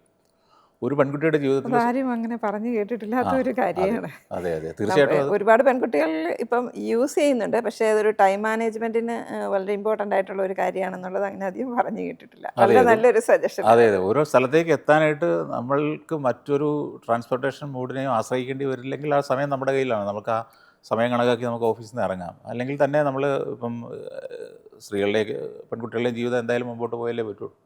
പല പല പ്രതിസന്ധി ഘട്ടങ്ങളൊക്കെ അതിനകത്തുണ്ടാകാം. അപ്പം അത് നൽകുന്ന ഒരു കംഫർട്ട്, അതായത് അത്യാവശ്യം ഫിനാൻഷ്യലി നമ്മൾ സെക്യൂർഡ് ആണെങ്കിൽ തരുന്ന ആത്മവിശ്വാസം എത്ര വലുതാണോ അതുപോലെ തന്നെ നമുക്ക് വളരെ നല്ല കോൺഫിഡൻസ് നൽകും. നമുക്ക് കാറോ സ്കൂട്ടറോ സൈക്കിളോ ഒക്കെ ഓടിക്കാൻ അറിയാവുന്നതാണ്. ഇത് രണ്ടും അവരുടെ ജീവിതം അടുത്ത ഘട്ടത്തിലേക്ക് പ്ലാൻ ചെയ്യുമ്പോൾ ഇത് രണ്ടും നിർബന്ധമായിട്ടും ഉണ്ടായിരിക്കണമെന്നുള്ളത് ഒരു ഒരു ഒരു ഇതാണ്. പിന്നെ ഉള്ളത് നമ്മൾ ഏത് തരം ആളുകളെയാണ് നമ്മൾ നമ്മൾ പങ്കാളിയാക്കാൻ ഉദ്ദേശിക്കുന്നത് എന്നുള്ളത് അതിനകത്ത്, അല്ലെങ്കിൽ അദ്ദേഹം നമുക്ക് എന്ത് തരത്തിലുള്ള ഒരു ആളെയാണ് അവർ പ്രതീക്ഷിക്കുന്നത് എന്നുള്ള കാര്യത്തിൽ ഒരു ഇത് ഉണ്ടാവണം. അപ്പം ഒരു ജോലി കിട്ടി തുടങ്ങുമ്പോൾ അല്ലെങ്കിൽ പൈസ ഏൺ ചെയ്ത് തുടങ്ങുമ്പോൾ മുതലാണല്ലോ നമ്മൾക്ക് ഒരു അടുത്ത ഘട്ടത്തിലേക്ക് ചിന്തിക്കാനായിട്ടുള്ളൊരിത് വരും. ജോലി കിട്ടിയ ഒരു 5 വർഷത്തിനുള്ളിലാണ് വിവാഹമെങ്കിൽ അതിന് ഒരു ചിലവുണ്ടാകും. അപ്പോൾ നമ്മൾ ഈ പെൺകുട്ടികൾ സ്വന്തം നിലയ്ക്ക് സ്വന്തം വെഡ്ഡിങ്ങിന് വരുന്ന ചിലവിന് ഉള്ള പൈസ മുതൽ നമുക്ക് ആലോചിച്ച് തുടങ്ങാം. ഇമ്മീഡിയറ്റായിട്ട് വരിക, അപ്പോൾ വീട്ടിലെ എന്തെങ്കിലും ആവശ്യങ്ങൾക്കുള്ള പൈസ കൊടുത്തതിന് ശേഷം ഭാവിയിലേക്ക് പ്ലാനിങ് തുടങ്ങിക്കഴിഞ്ഞാൽ ഇമ്മീഡിയറ്റായിട്ട് വരിക വിവാഹമായിരിക്കാം. അത് കഴിഞ്ഞാൽ വരിക കുട്ടികൾ ഉണ്ടാകുന്നതുമായിട്ട് ബന്ധപ്പെട്ടായിരിക്കാം. പിന്നെ ഒരു മനുഷ്യൻ്റെ ജീവിതത്തിലെ ഫിനാൻഷ്യൽ ഗോൾസിനെ കുറിച്ചാണ് പറയുന്നത്. അത് കഴിയുമ്പോൾ കുട്ടികളുടെ ഹയർ എഡ്യൂക്കേഷൻ വരും. ഇതിനിടയിൽ നമുക്കൊരു സ്വന്തമായിട്ട് വീട് വേണം, അല്ലെങ്കിൽ വാഹനങ്ങൾ, കാറോ ഇതെല്ലാം വേണം. അത് കഴിഞ്ഞാൽ പിന്നെ റിട്ടയർമെൻറ്റിന് ശേഷമുള്ള ജീവിതം, വാർദ്ധക്യകാലത്തെ ജീവിതം, വരുമാനമൊന്നുമില്ലാത്ത സാഹചര്യത്തിൽ എങ്ങനെ ജീവിച്ച് മുമ്പോട്ട് പോകാമെന്നുള്ള അതിനുള്ള ഒരു കോർപ്പസ് ഉണ്ടാക്കുക. പ്രാഥമികമായിട്ട് ഒരു മലയാളി പെൺകുട്ടിയുടെ ഒരു ജീവിതത്തിൽ ഉണ്ടായേക്കാവുന്ന ഫിനാൻഷ്യൽ ഗോൾസ് ഇതാണ്. അപ്പോൾ ഇതൊക്കെ നമ്മൾ മാരീഡ് ലൈഫ് ഒരുമിച്ച് ജീവിക്കുന്ന സന്ദർഭത്തിലാണെങ്കിൽ ഇത് ഒരു പങ്കാളിയുടെ കൂടി നമുക്ക് കൂടെ കിട്ടും. സാധാരണഗതിയിൽ ഇതെല്ലാം പങ്കാളിയുടെ തലയിൽ ഇപ്പം അല്ലെങ്കിൽ അത് അദ്ദേഹത്തിൻ്റെ ചുമതലയിലാണ്, അല്ലെങ്കിൽ പുള്ളി അതെങ്ങനെ പ്ലാൻ ചെയ്ത് കൊണ്ടുപോകുന്നു, നമ്മളതിനെ സപ്പോർട്ട് ചെയ്ത് പോകുന്നു എന്നുള്ളതാണ്. പക്ഷേ അങ്ങനെ ചിന്തിച്ചിട്ട് കാര്യമില്ല. കാരണം ചിലപ്പോൾ ഏത് സമയവും നമുക്ക് ചിലപ്പം ഇൻഡിപെൻഡൻ്റായിട്ട് ജീവിക്കേണ്ടി വരാം, സിംഗിളായിട്ട് ജീവിക്കേണ്ടി വരാം. ലൈഫ് പ്ലാൻ ചെയ്ത് പോകുന്ന ഘട്ടം മുതൽ അങ്ങനെ ചിന്തിച്ച് തുടങ്ങുന്നത് നല്ലതാണ്. അപ്പം വിവാഹത്തിന് ഒരു 5 വർഷം കിട്ടുമെങ്കിൽ അതിന് ആവശ്യമായ ഫണ്ട് സ്വരുക്കൂട്ടണം. അത് കഴിഞ്ഞാൽ കുട്ടികളുടെ ഹയർ എഡ്യൂക്കേഷൻ കൊണ്ട് വീണ്ടും നമുക്കൊരു 15 വർഷത്തെ ഗ്യാപ്പ് കിട്ടും. അപ്പോൾ ഇതിനിടയിൽ വീട് വയ്ക്കണമെങ്കിൽ കരിയർ തുടങ്ങിക്കഴിഞ്ഞാൽ എത്ര വർഷം അതിന് ഈ ഒരു ഗ്യാപ്പ് കിട്ടും, എത്ര വർഷത്തിനുള്ളിലാണ് നമ്മൾ അതിനുള്ളൊരു ഫണ്ട് കണ്ടെത്തേണ്ടത്, ഇതിനെക്കുറിച്ച് തുടക്കത്തിലെ ഒരു ഏകദേശ ധാരണ ഉണ്ടായാൽ മാത്രം അത് നമുക്ക് നന്നായിട്ട് പ്ലാൻ ചെയ്ത് പോകാം. അപ്പം ഒരു ജോലി കിട്ടിക്കഴിഞ്ഞാൽ നമുക്കതിനകത്ത് നിന്ന് സേവ് ചെയ്യണം എന്നുള്ള കാര്യത്തിൽ സംശയമില്ല. പക്ഷേ പിശുക്കി സേവ് ചെയ്യലല്ല ഈ ഒരു ഫിനാൻഷ്യൽ മാനേജ്മെൻറ്റിൻ്റെ ഒരു ഘട്ടമോ അല്ലെങ്കിൽ ഫിനാൻഷ്യൽ ഫ്രീഡത്തിലേക്കുള്ള ഒരു യാത്രയിലോ നമുക്ക് പിശുക്ക് ഒരു തരത്തിലും നമുക്ക് ഹെൽപ്പ് ചെയ്യത്തില്ല. ലൈഫ് എന്ന് പറഞ്ഞാൽ ജീവിതത്തിൽ ഒന്നേ ഉണ്ടാവുള്ളൂ. അതുകൊണ്ട് അത് അതിൻ്റേതായ ആഘോഷത്തിൽ ആസ്വദിച്ച് ജീവിച്ചുകൊണ്ട് തന്നെ നമ്മളതിൽ നിന്ന് കുറച്ച് സേവിങ്സ് ഉണ്ടാക്കിയിട്ട് ഒരു 25 to 30% ഒക്കെ കരിയർ തുടങ്ങുന്ന സമയത്ത് സേവ് ചെയ്താൽ ദാറ്റ് ഈസ് ഇനഫ് ഫോർ ഭാവിയിലൊരു വലിയ ഹാപ്പി ലൈഫിന് വേണ്ട ഒരു ഇത് ചെയ്യാൻ പറ്റും. പക്ഷേ എനിക്ക് തോന്നുന്നു അപ്പോൾ ഒരു ഇൻഷുറൻസ് കൂടെ എടുക്കുന്നത് നല്ലതായിരിക്കും. അപ്പോൾ ഈ ഇൻഷുറൻസ് ഇപ്പം ഈ കുട്ടി ഇത് സിംഗിളായിട്ടിരിക്കുന്ന സമയത്താണെങ്കിൽ ആ കുട്ടിക്ക് എന്തെങ്കിലും സംഭവിച്ചു കഴിഞ്ഞാൽ പാരൻസിനെ ഒരുപക്ഷേ സംരക്ഷിക്കേണ്ട ഒരു ഇതുണ്ടായിരുന്നെങ്കിൽ ആ സമയത്തൊരു ടേം ഇൻഷുറൻസ് പോളിസി വളരെ നിർബന്ധമായിട്ടുള്ളതാണ്. എന്തെങ്കിലും ഇപ്പം കുടുംബത്തെ നല്ല രീതിയിൽ മുമ്പോട്ട് കൊണ്ടുപോകണമെന്ന് ആഗ്രഹിക്കുന്നവരാണെങ്കിൽ നമ്മളുണ്ടെങ്കിൽ ചിലപ്പോൾ നമ്മൾ തീർച്ചയായിട്ടും കുടുംബത്തെ നന്നായിട്ട് സംരക്ഷിക്കും. നമ്മളില്ലാതായാലും നമ്മളുള്ളതുപോലെ കുടുംബത്തിനെ മുമ്പോട്ട് അവരുടെ ഫിനാൻഷ്യൽ, നമ്മളില്ലാതായ വാക്കും ഒരിക്കലും മറ്റാർക്കും നികത്താൻ പറ്റത്തില്ല. പക്ഷേ നമ്മളില്ലാതായി പോകുന്നതോടെ ഫിനാൻഷ്യലി എന്തെങ്കിലും ഒരു വാക്കും കുടുംബത്തിനുണ്ടാവുമെങ്കിൽ അത് ഇത് ചെയ്യാനായിട്ട് നമുക്ക് ഈ ടേം ഇൻഷുറൻസ് എന്ന് പറയുന്നത് അതൊരു നിശ്ചിത തുക പ്രീമിയം കൊടുത്ത് എവരി ഇയറിൽ അത് പുതുക്കുന്നതാണ് ഈ ടേം ഇൻഷുറൻസ്. അതൊരു കോർപ്പസ് 50 ലക്ഷമോ 1 കോടി രൂപയോ അല്ലെങ്കിൽ 25 ലക്ഷമോ സമ്മേഷേർഡ് ആയിട്ടുണ്ടെങ്കിൽ നമ്മളില്ലാതായാൽ ആ തുക ഫാമിലിക്ക് കിട്ടും. അപ്പോൾ അത് അതിനകത്തൊരു നിർബന്ധമുള്ള കാര്യമാണ്. പിന്നെ നമ്മളിലാണ് ഏണിംഗ് മെമ്പറെങ്കിൽ നമ്മൾക്ക് എന്തെങ്കിലും അസുഖമോ വല്ലതും വന്നു കഴിഞ്ഞാൽ പാരൻസ് നമ്മളുടെ ചികിത്സാ ചെലവിന് പണം കണ്ടെത്തേണ്ട ഒരു സാഹചര്യം നമുക്ക് ഒഴിവാക്കാവുന്നതാണ്. അതിന് നമുക്ക് ഹെൽത്ത് ഇൻഷുറൻസ് എന്ന് പറയുന്നത് നമുക്കൊക്കെ അറിയാവുന്നതാണ്. ഇന്നിപ്പോൾ എല്ലാവർക്കും ഉള്ളതാണ്. അത്തരം ഇൻഷുറൻസുകൾ നമുക്ക് തീർച്ചയായിട്ടും ഉപകാരപ്പെടും. അപ്പോൾ ഞാൻ നേരത്തെ പറഞ്ഞു വന്ന കാര്യം കണ്ടിന്യൂ ചെയ്താൽ ഈ 30% എങ്കിലും നമുക്ക് സേവ് ചെയ്യാൻ പറ്റുവാണെങ്കിൽ that is A great thing. അപ്പോൾ ഈ സേവിങ്സ് എന്താണെന്ന് വെച്ചെന്നാൽ ഇത് നമ്മൾ ചിട്ടയായിട്ട് സ്ഥിരമായിട്ട് ചെയ്തുകൊണ്ടിരിക്കണം. എവരി ഇയർ ഇതിൽ നിന്ന് 5% 10% ഒക്കെ നമുക്ക് കൂട്ടിക്കൊണ്ടുവരാൻ പറ്റുമെങ്കിൽ അതായത് നമ്മൾ കരിയർ തുടങ്ങുന്ന സമയത്ത് നമ്മളൊരു 20% നിർബന്ധമായിട്ട് നമ്മൾ സേവ് ചെയ്യുന്നു. ബാക്കി 70% നമ്മൾ മറ്റു കാര്യങ്ങൾക്ക് ഉപയോഗിക്കുന്നു. ഈ 20% എവറി ഇയർ ഒരു 5% വീതം 25, അടുത്ത വർഷം 25 ആവുന്നു, അത് കഴിഞ്ഞാൽ 30 ആവുന്നു. അങ്ങനെ കൂട്ടി 5% വീതം കൂട്ടണമെന്നില്ല, ഓരോ ശതമാനം കൂട്ടിയാൽ പോലും അതുണ്ടാവും. ഈ സേവ് ചെയ്യുന്ന പൈസ എന്ത് ചെയ്യണം എന്നുള്ളതാണ് അതിനകത്ത് അടിസ്ഥാനമായിട്ടുള്ളൊരു ഘടകം. ഈ പൈസ ആണ് നമ്മുടെ ഭാവിയിലേക്കുള്ള നമ്മുടെ ഒരു സമ്പത്ത് അല്ലെങ്കിൽ ഒരു ക്യാപിറ്റൽ എന്ന് പറയുന്നത്. ആ സേവിങ്സ്, ആ 30% നമുക്ക് ആ 30% ഉപയോഗിച്ചിട്ട് നമ്മൾ പല പല അസറ്റ് ക്ലാസ്സുകളിൽ ഇൻവെസ്റ്റ് ചെയ്തൊരു കോർപ്പസാക്കി ഡെവലപ്പ് ചെയ്യുക എന്നുള്ളതാണ്. അത് എത്ര നേരത്തെ നമ്മളെക്കൊണ്ട് സാധിക്കുന്നോ അത്രയും അതിൻ്റെ ഒരു റിസൾട്ട് എന്ന് പറഞ്ഞാൽ വളരെ വളരെ വലിയതായിരിക്കും. ഒരു ചെറിയ ഉദാഹരണം ഞാൻ പറയാം. അപ്പം ഇങ്ങനെയുള്ള കാര്യങ്ങൾ വരുമ്പോഴത്തേക്ക് ഈ പല നിക്ഷേപ സ്കീമുകളെക്കുറിച്ചുമൊക്കെ ഭയങ്കര എല്ലാവർക്കും വലിയ ധാരണയൊന്നും ഉണ്ടാവില്ല. ഇപ്പോൾ ഫിനാൻഷ്യൽ അസറ്റ്സ് എന്ന് പറഞ്ഞാൽ നമുക്കറിയാം, ഇപ്പോൾ സ്റ്റോക്ക്, മ്യൂച്വൽ ഫണ്ട്, ETF-കൾ, വിവിധതരം ഫണ്ടുകൾ, അങ്ങനെയുള്ളതൊക്കെയാണ്. പരമ്പരാഗത നിക്ഷേപം എന്ന് പറഞ്ഞാൽ ബാങ്ക് FD ഉണ്ട്, റിക്കറൻറ്റ് ഡെപ്പോസിറ്റ് ഉണ്ട്, പബ്ലിക് പ്രൊവിഡൻറ്റ് ഉണ്ട്. അപ്പോൾ ഈ തുടക്കത്തിൽ ചിലപ്പോൾ ഇതിനെക്കുറിച്ചൊക്കെ ഉള്ളൊരു ധാരണ ഇല്ല, അല്ലെ ഇതൊക്കെ മനസ്സിലാക്കാൻ ശ്രമിക്കുമ്പോഴത്തേക്കുള്ള സങ്കീർണതകൾ കാരണം ചിലപ്പോൾ ഒന്നും ചിലപ്പോൾ തുടങ്ങണമെന്ന് തന്നെ ഇല്ല. അപ്പോൾ ഇപ്പം നമുക്കറിയാം എല്ലാ സ്ത്രീകൾക്കും ബാങ്ക് അക്കൗണ്ടുണ്ട്. അപ്പോൾ വെറുതെ നിങ്ങളുടെ ബാങ്ക് അക്കൗണ്ടിലുള്ള വളരെ പവർഫുള്ളായിട്ടുള്ള ഒരു നിക്ഷേപ പദ്ധതിയുണ്ട്, അത് റിക്കറൻറ്റ് ഡിപ്പോസിറ്റ് എന്ന് പറയും. പക്ഷേ ആ റിക്കറൻറ്റ് ഡിപ്പോസിറ്റ് എല്ലാ സാലറിയും ബാങ്കിൽ നിന്നാണ് വരുന്നത്, ബാങ്ക് വഴിയാണ് വരുന്നത്. നമുക്ക് ബാങ്ക് അക്കൗണ്ടുമായിട്ട് നമ്മൾ വളരെ ഫെമിലിയറാണ്. നമ്മൾ കാർഡ് ഉപയോഗിച്ചും ഗൂഗിൾ പേ ഉപയോഗിച്ചിട്ടും ഒക്കെ നമ്മൾ ഈ ട്രാൻസാക്ഷനെല്ലാം നടത്തുന്നുണ്ട്. പക്ഷേ ബാങ്കിലുള്ള റിക്കറൻറ്റ് ഡിപ്പോസിറ്റ് എന്ന് പറയുന്ന ആ ഒരു ഡിപ്പോസിറ്റ് സ്കീം വെച്ചിട്ട് നമുക്ക് നമ്മുടെ ഈ സേവിങ്സ് ആക്ച്വലി സ്റ്റാർട്ട് ചെയ്യാവുന്നതുള്ളൂ. 95% സ്ത്രീകൾക്കും ബാങ്ക് അക്കൗണ്ടുകളിൽ ഈ റിക്കറൻറ്റ് ഡിപ്പോസിറ്റ് കേട്ടിട്ട് പോലും ഉണ്ടാവില്ല. കേട്ടിട്ടുള്ളവരിൽ തന്നെ അത് തുടങ്ങിയിട്ടുള്ളവർ വളരെ ചുരുക്കം ചിലർ ആയിരിക്കാം. തുടങ്ങി തന്നെ ഈ റെക്കറിംഗ് ഡെപ്പോസിറ്റ് തുടങ്ങുന്നത് കൊണ്ട് ഇതുപോലെ ഫിനാൻഷ്യൽ പ്ലാനിങ്ങിലേക്ക് കടക്കുന്നവർക്ക് എന്താണ് അതുകൊണ്ട് മെച്ചം? റിക്കറൻറ്റ് ഡിപ്പോസിറ്റ് എന്ന് പറഞ്ഞാൽ നമ്മളൊരു ചെറിയ തുക നിക്ഷേപമായിട്ട് എല്ലാ മാസവും നമ്മൾ മാറ്റിവെക്കുന്ന ഒരു സ്കീമാണ്. 10 വർഷമാണ് അതിൻ്റെ ഒരു കാലാവധി എന്ന് പറഞ്ഞാൽ. അതിന് നമ്മുടെ മൊബൈൽ ഫോൺ ഉപയോഗിച്ചിട്ട് 3-4 ക്ലിക്ക് ചെയ്താൽ മാത്രം മതി നമുക്കത് ഓപ്പൺ ചെയ്യാൻ പറ്റും. കാലാവധി ഒക്കെ നമുക്ക് എപ്പോൾ വേണമെങ്കിലും തീരുമാനിക്കാവുന്നുള്ളൂ. അത് ഒരു 750 രൂപ നമ്മൾ ഒരു മാസം അത് മാറ്റി വയ്ക്കുകയാണെന്ന് വിചാരിക്കുക. എല്ലാ മാസവും നമ്മൾ ഒരു സ്റ്റാൻഡിങ് ഇൻസ്ട്രക്ഷൻ നമ്മുടെ ആ ആപ്പ് വഴി തന്നെ കൊടുത്താൽ മതി. ഓട്ടോമാറ്റിക്കായിട്ട് 1-ാം തീയതിയോ 2-ാം തീയതിയോ നമ്മുടെ സാലറി ഡേറ്റ് എന്താണെന്നുള്ളത് നോക്കി ആ ഡേറ്റിൽ അത് ഫിക്സ് ചെയ്ത് കഴിഞ്ഞാൽ ഓട്ടോമാറ്റിക്കായിട്ടത് നമ്മുടെ സാലറിയിൽ നിന്ന് ഡിഡക്റ്റായി പൊക്കോളും. നമ്മൾ അറിയുക പോലും ഇല്ല. നമ്മുടെ സാലറിയിൽ നിന്ന് 750 രൂപ കുറയുന്നത് കൊണ്ട് അത് നമ്മുടെ ജീവിതത്തിൽ വലിയ ഒരു സാമ്പത്തിക ആഘാതമൊന്നും ഉണ്ടാക്കത്തില്ല. ഈ 750 രൂപ 10 വർഷം കഴിഞ്ഞാൽ എത്രയായിരിക്കും എന്നറിയാവോ? ഇല്ല. നമ്മൾ ഏറ്റവും സേഫായിട്ടുള്ളൊരു ഇൻവെസ്റ്റ്മെൻറ്റ് സ്കീം ആയിട്ടാണ് ഞാൻ ഈ റിക്കറൻറ്റ് ഡിപ്പോസിറ്റ് പറയുന്നത്. അത് ബാങ്കുകൾ ഉള്ളിടത്തോളം കാലം നമുക്ക് അതിൻ്റെ മുതലിലൊന്നും ഒരു സുരക്ഷാ ഭീഷണിയോ ഒന്നുമില്ല. അപ്പോൾ ഈ 750 രൂപ ഇപ്പോൾ ഏകദേശം ഒരു 6.5% പലിശയാണ് ഇപ്പോൾ ബാങ്കുകൾ ഇതിന് നൽകുന്നത്. അത് ഒരു 1,27,000 രൂപയായിട്ടായിരിക്കും അത് ഗ്രോ ചെയ്യുക 10 വർഷം കഴിയുമ്പോഴത്തേക്ക്. നിങ്ങളുടെ ആ റിക്കറൻറ്റ് ഡിപ്പോസിറ്റ് അക്കൗണ്ടിൽ നമ്മൾ അറിയുന്ന പോലും ഉണ്ടാവില്ല. 750 രൂപ എന്ന് പറഞ്ഞാൽ ഒരു മാസം 750 രൂപ എന്ന് പറഞ്ഞാൽ നമ്മൾ ഒരു ദിവസം 25 രൂപ, ഒരു ദിവസം 25 രൂപയേ ഉള്ളൂ. 25 രൂപ മാറ്റി വെച്ചാൽ അതാണ്. അപ്പോൾ 750 രൂപയാണെങ്കിൽ അത് 1,27,000 രൂപയായിട്ട് മാറും. ഇനി അത് 1000 രൂപയാണെങ്കിൽ 10 വർഷം കഴിയുമ്പോഴത്തേക്ക് 1,69,000 രൂപയായിട്ട്. പവർ ഓഫ് കോമ്പൗണ്ടിങ് എന്ന് പറയുന്ന കൂട്ടുപലിശയുടെ ഒരു ശക്തിയാണിത് ചെയ്യുന്നത്. ഈ 6.7% എവരി മന്ത് നമ്മളിത് ചെയ്യുന്നതുകൊണ്ടാണ്. അപ്പോൾ അത് നമ്മുടെ സാലറിയിൽ നിന്ന് ആ തുക പോകുന്നതുകൊണ്ട് നമ്മൾ അറിയുന്ന പോലുമില്ല. ഇതിപ്പം 1000 രൂപ മാസം മുടക്കിയാലാണ് ഇത്രയും തുക. ഇത് 2000 ആണെങ്കിൽ ഏകദേശം 3.25 ലക്ഷത്തോളം രൂപ 10 വർഷം കഴിയുമ്പോഴത്തേക്കും നമുക്കുണ്ടാകും. ഇരട്ടിയല്ല, അതിലും കൂടുതലുണ്ടാകും. ഇത് റിക്കറൻറ്റ് ഡിപ്പോസിറ്റ് എന്ന് പറയുന്ന ഏറ്റവും സേഫ് ആയിട്ടുള്ളൊരു ഇൻവെസ്റ്റ്മെൻറ്റ് സ്കീമാണ്. ഇനി മ്യൂച്വൽ ഫണ്ട് ഇവിടെ ഞാനൊരു കാര്യം ചോദിക്കട്ടെ. ജയകുമാർ സ്ത്രീകൾക്ക് വേണ്ടിയിട്ടുള്ള മ്യൂച്വൽ ഫണ്ട് പദ്ധതികളെക്കുറിച്ചൊക്കെയുള്ള ഒരു പുസ്തകം തന്നെ എഴുതിയ ആളെന്നുള്ള നിലയിലാണ് ഇതേക്കുറിച്ച് ചോദിക്കുന്നത്. മ്യൂച്വൽ ഫണ്ട് ഇതുപോലെ തന്നെ സിസ്റ്റമാറ്റിക് ആയിട്ട് ഇൻവെസ്റ്റ് ചെയ്താൽ ഒരുപാട് നേട്ടം ഉണ്ടാക്കാൻ പറ്റുന്ന ഒരു മേഖലയാണ്. പക്ഷേ എനിക്ക് തോന്നുന്നു പെൺകുട്ടികൾ ഇപ്പോഴും, പൊതുവേ മലയാളികൾ മ്യൂച്വൽ ഫണ്ടിലേക്ക് ഇപ്പോഴും കടന്നു വന്നിട്ടില്ല. പെൺകുട്ടികൾ പ്രത്യേകിച്ച് മ്യൂച്വൽ ഫണ്ടിൽ ഇൻവെസ്റ്റ് ചെയ്യേണ്ടതിൻ്റെ ഒരു ആവശ്യം എന്താണ്? അവരതെങ്ങനെയാണ് സ്മാർട്ടായിട്ട് കൈകാര്യം ചെയ്യേണ്ടത്? ഇപ്പം വളരെ ചെറിയ പ്രായത്തിൽ തന്നെ നമ്മൾ ഇൻവെസ്റ്റ്മെൻറ്റ് തുടങ്ങുവാണെങ്കിൽ, ഇപ്പോൾ ഞാനിപ്പോൾ 750 രൂപയുടെ 1000 രൂപയുടെയും കാര്യം പറഞ്ഞു, റിക്കറൻറ്റ് ഡിപ്പോസിറ്റിൻ്റെ കാര്യം പറഞ്ഞു. അപ്പോൾ റിക്കറൻറ്റ് ഡിപ്പോസിറ്റ് എന്നുള്ളത് വളരെ എളുപ്പത്തിൽ എന്നാൽ വളരെ പവർഫുള്ളായിട്ടുള്ള, എളുപ്പത്തിൽ തുടങ്ങാവുന്ന വളരെ ലളിതമായൊരു നിക്ഷേപ സ്കീമാണ്, എന്നാൽ വളരെ പവർഫുള്ളുമാണ്. അപ്പോൾ ഈ പൈസ തന്നെ നമ്മൾ മ്യൂച്വൽ ഫണ്ടിലേക്കാണ് ഇൻവെസ്റ്റ് ചെയ്യുന്നത്. അതിനകത്ത് അതിൻ്റെ റിട്ടേൺ ഉണ്ട്. ഒരു പ്രതിവർഷം ഒരു 12% ലാഭമെങ്കിലും ആ ഫണ്ടിന് തരാൻ കഴിയുമെങ്കിൽ നമ്മൾ ഈ റിക്കറൻറ്റ് ഡിപ്പോസിറ്റിൽ ഇൻവെസ്റ്റ് ചെയ്ത അതേ തുക 750 രൂപ നമ്മൾ മ്യൂച്വൽ ഫണ്ടിൽ 2.5 ലക്ഷം രൂപയായിട്ടായിരിക്കും വളരുക. റിക്കറൻറ്റ് ഡിപ്പോസിറ്റിലാണെങ്കിൽ കാലാവധിയിൽ 10 വർഷം കൊണ്ട് അത് അത്രയായിട്ടായിരിക്കും വളരുക. 750 രൂപ നമ്മൾ റിക്കറൻറ്റ് ഡിപ്പോസിറ്റ് എന്ന് പറയുന്നത് സേഫ് ആയിട്ടുള്ള ഒരു ഇൻവെസ്റ്റ്മെൻറ്റ് ഓപ്ഷനിലാണ് ഡിപ്പോസിറ്റ് ചെയ്യുന്നതെങ്കിൽ 10 വർഷം കഴിയുമ്പോഴത്തേക്ക് അത് 1.27 ലക്ഷം രൂപയായിട്ടായിരിക്കും അത് വളരുക. അത് അഷ്വേർഡാണ്.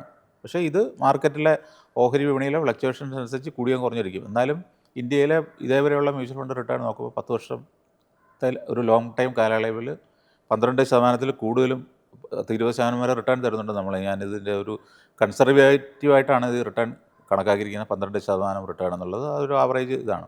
അത്രയും തരാൻ അതിന് കഴിയുമെന്നുള്ള കാര്യത്തിൽ പ്രൂവ് ചെയ്തിട്ടുണ്ട്. പക്ഷേ ഭാവിയിൽ ഇത് ആവർത്തിക്കുമോ എന്നുള്ള കാര്യം സംശയമാണ്. അപ്പോൾ ഈ 750 രൂപ റിക്കറൻറ്റ് ഡിപ്പോസിറ്റിൽ ഇട്ടാൽ ഇത്രയാണ് തുക കിട്ടുന്നതെങ്കിൽ അത് മ്യൂച്വൽ ഫണ്ടിലേക്ക് മാറ്റിയാൽ 2,48,000 രൂപയായിട്ടാണ് വളരുക. ഇനി 1000 രൂപയാണ് നമ്മൾ ഇടുന്നതെങ്കിൽ അത് 3.3 ലക്ഷം രൂപയായിട്ടായിരിക്കും വളരുക.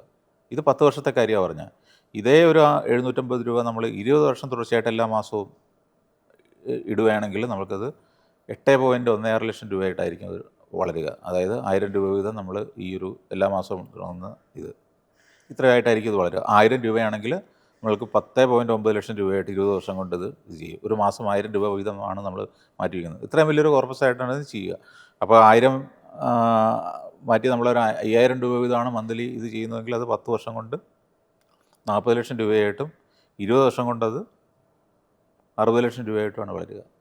നിസ്സാരമായ ഒരു തുക നമ്മൾ സിസ്റ്റമാറ്റിക്കായിട്ട് ചിട്ടയായിട്ട് എല്ലാ മാസവും കൃത്യമായിട്ട് മാറ്റി കൊണ്ടുവരും.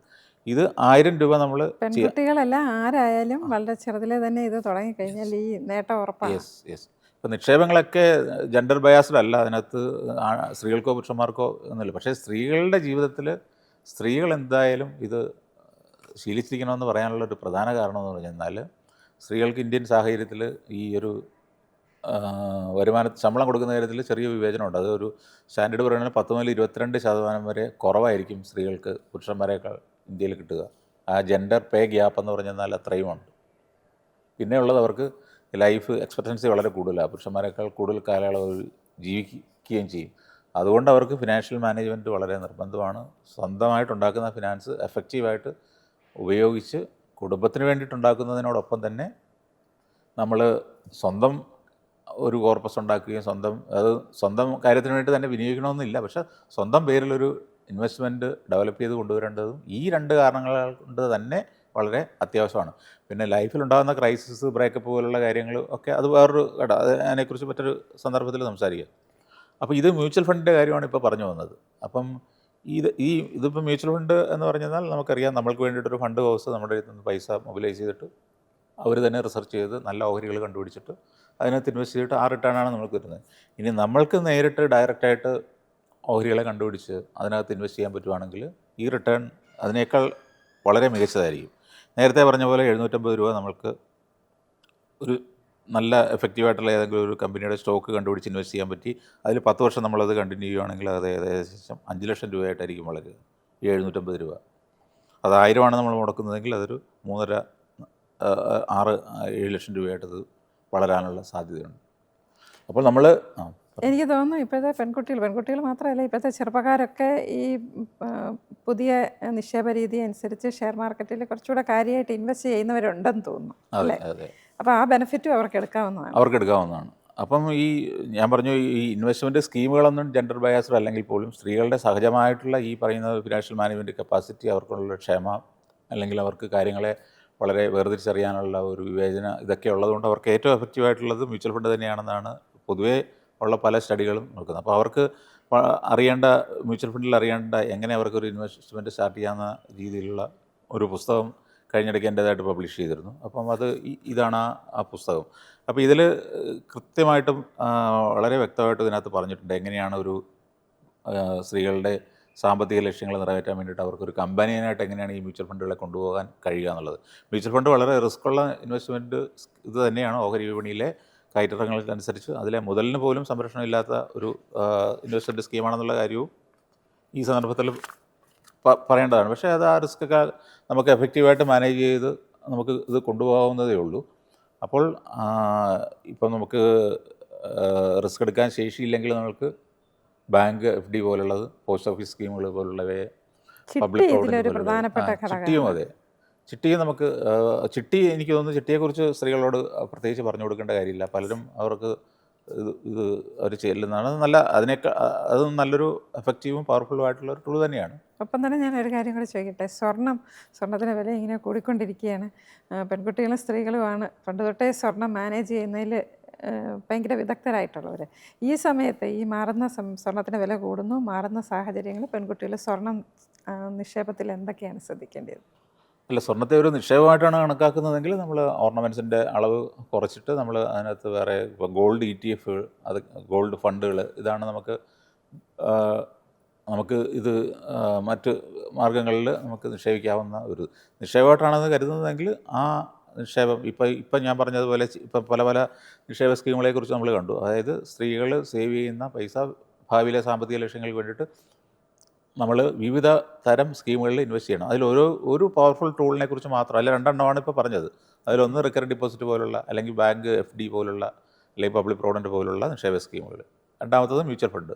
3 ഈ ഗോൾഡിൽ നമുക്ക് ഇതുണ്ടാവണം. അപ്പോൾ നമുക്ക് ആഭരണം നമുക്ക് അണിയാനുള്ളതാണ്, അതുകൊണ്ട് ഇത് വാങ്ങിക്കണം. പക്ഷേ അതിനോടൊപ്പം തന്നെ നമ്മൾ ഈ പറഞ്ഞ പോലെ ETF പോലുള്ള ഡിജിറ്റൽ ഗോൾഡ് ഇൻവെസ്റ്റ്മെൻറ്റ് സ്കീമിലേക്ക് കൂടി മാറുന്നതല്ല. കാരണം വാങ്ങുന്ന ഗോൾഡ് സുരക്ഷിതമായിട്ട് വീട്ടിൽ കീപ്പ് ചെയ്യുക എന്നുള്ളതും കൂടി കുറച്ച് റിസ്ക്കുള്ള കാര്യമാണ്. പ്രത്യേകിച്ച് ഇപ്പോഴത്തേക്കൊക്കെ വില കൂടുന്ന സന്ദർഭങ്ങളിൽ മോഷ്ടാക്കളൊക്കെ വളരെ ആസൂത്രിതമായിട്ട് വീട്ടിലിരിക്കുന്ന ഗോൾഡ്, കാരണം അറിയാം, ഒരു 10 പവൻ ഉണ്ടെങ്കിൽ അത് 10 ലക്ഷം രൂപയ്ക്ക് തുല്യമായിട്ടുള്ളതാണ്. പിന്നെ ഗോൾഡ് നമുക്ക് സൂക്ഷിക്കുക എന്നുള്ളതിനകത്ത് റിസ്ക് എന്ന് പറഞ്ഞാൽ നമ്മൾ വിചാരിക്കുന്നത് ബാങ്ക് ലോക്കറിൽ വെച്ചാൽ അത് ഏറ്റവും സേഫ് ആയിരിക്കും എന്നുള്ളതാണ്. പക്ഷേ ബാങ്ക് ലോക്കറിൽ ഇരിക്കുന്ന സ്വർണ്ണം നഷ്ടപ്പെടുകയോ മോഷ്ടിക്കപ്പെടുകയോ അല്ലെങ്കിൽ ഈ പ്രകൃതിക്ഷോഭം മൂലം നമുക്കില്ലാതാവുകയോ ചെയ്തെന്നാൽ അതിൻ്റെ ലയബിലിറ്റി വളരെ ലിമിറ്റഡാണ്. അതായത് ബാങ്ക് ലോക്കറിൻ്റെ ആനുവൽ ഫീ എത്രയാണോ അതിൻ്റെ ഒരു 100 ഇരട്ടി മാത്രമാണ് നമുക്ക് നഷ്ടപരിഹാരമായിട്ട് ബാങ്ക് തരിക. അത് ഞാൻ എക്സ്പ്ലെയിൻ ചെയ്യാം. അതായത് നമ്മൾ ബാങ്ക് ലോക്കറിൽ വെച്ചിരിക്കുന്ന ഗോൾഡിന് നഷ്ടപ്പെടുക ആണെങ്കിൽ ബാങ്കിൻ്റെ ലയബിലിറ്റി അതിനകത്ത് ഡിഫൈൻ ചെയ്തിരിക്കുന്നത് ബാങ്കിൻ്റെ ഭാഗത്തു നിന്നുള്ള ഫോൾട്ട് കൊണ്ടായാണ് അത് നഷ്ടപ്പെട്ടെങ്കിൽ മാത്രമേ ബാങ്കിന് ലയബിലിറ്റി ഉള്ളൂ. ഈ ബാങ്കിൻ്റെ ഫോൾട്ട് കൊണ്ടല്ലാതെയാണ് അത് നഷ്ടപ്പെടുന്നതെങ്കിൽ, 100% പ്രകൃതിക്ഷോഭം കൊണ്ട് നഷ്ടപ്പെടുകയാണെങ്കിൽ അത് ബാങ്കിൻ്റെ ഭാഗത്തു നിന്നുള്ള 100% സുരക്ഷിതമാണോ? ഒരു കള്ളൻ വന്ന് അത് കുത്തി തുറന്ന് എടുത്തുകൊണ്ട് പോയാൽ ബാങ്കിൻ്റെ വീഴ്ചയായിട്ട് അംഗീകരിക്കുകയാണെങ്കിൽ, ബാങ്കിൻ്റെ വീഴ്ചയായിട്ട് അംഗീകരിച്ച് ബാങ്കിൻ്റെ ഭാഗത്തു നിന്നുള്ള നെഗ്ലിജൻസ് കൊണ്ടാണ് ഇത് നഷ്ടപ്പെട്ടതെങ്കിലും നമുക്ക് കിട്ടുന്ന നഷ്ടപരിഹാരം എന്ന് പറഞ്ഞാൽ ബാങ്ക് ലോക്കറിൻ്റെ ആനുവൽ ഫീ എത്രയാണോ അതിൻ്റെ 100 ഇരട്ടി മാത്രം. 1000 രൂപയാണ് ബാങ്കിൻ്റെ ലോക്കറിൻ്റെ ആനുവൽ ഫീ എങ്കിൽ അതിൻ്റെ 100 ഇരട്ടിയായ എത്രയാണ്? 1 ലക്ഷം രൂപയായിരിക്കും നമ്മൾക്ക് ഇതായിട്ട് കിട്ടുക, നഷ്ടപരിഹാരമായിട്ട് കിട്ടുക. നമ്മളതിനകത്ത് 10 പവൻ അല്ലെങ്കിൽ 20 പവൻ സ്വർണ്ണം ലോക്കറിൽ വെച്ചിരിക്കുന്നു എന്ന് വിചാരിക്കുക. ആനുവൽ ഫീ 5000 ആണെങ്കിൽ 5 ലക്ഷം കിട്ടും. 2000 രൂപയാണെങ്കിൽ 2 ലക്ഷം രൂപ വരെ നഷ്ടപരിഹാരം കിട്ടും. ഈ ഗോൾഡിന് 20, 30, 40 ലക്ഷം രൂപയുടെ വർത്തുണ്ടാകും. അത് ബാങ്ക് അതിനകത്ത് പറയുന്നത് ആ ലോക്കർ ഒരു സ്പേസ് അവർ തരിക മാത്രമാണ്. അതിനകത്ത് ഗോൾഡാണോ ഡോക്യുമെൻറ്റ്സ് ആണോ ക്യാഷാണോ കൊണ്ട് വെച്ചിരിക്കുന്നതിനെക്കുറിച്ച് ബാങ്ക് അറിയുന്ന പോലുമില്ല.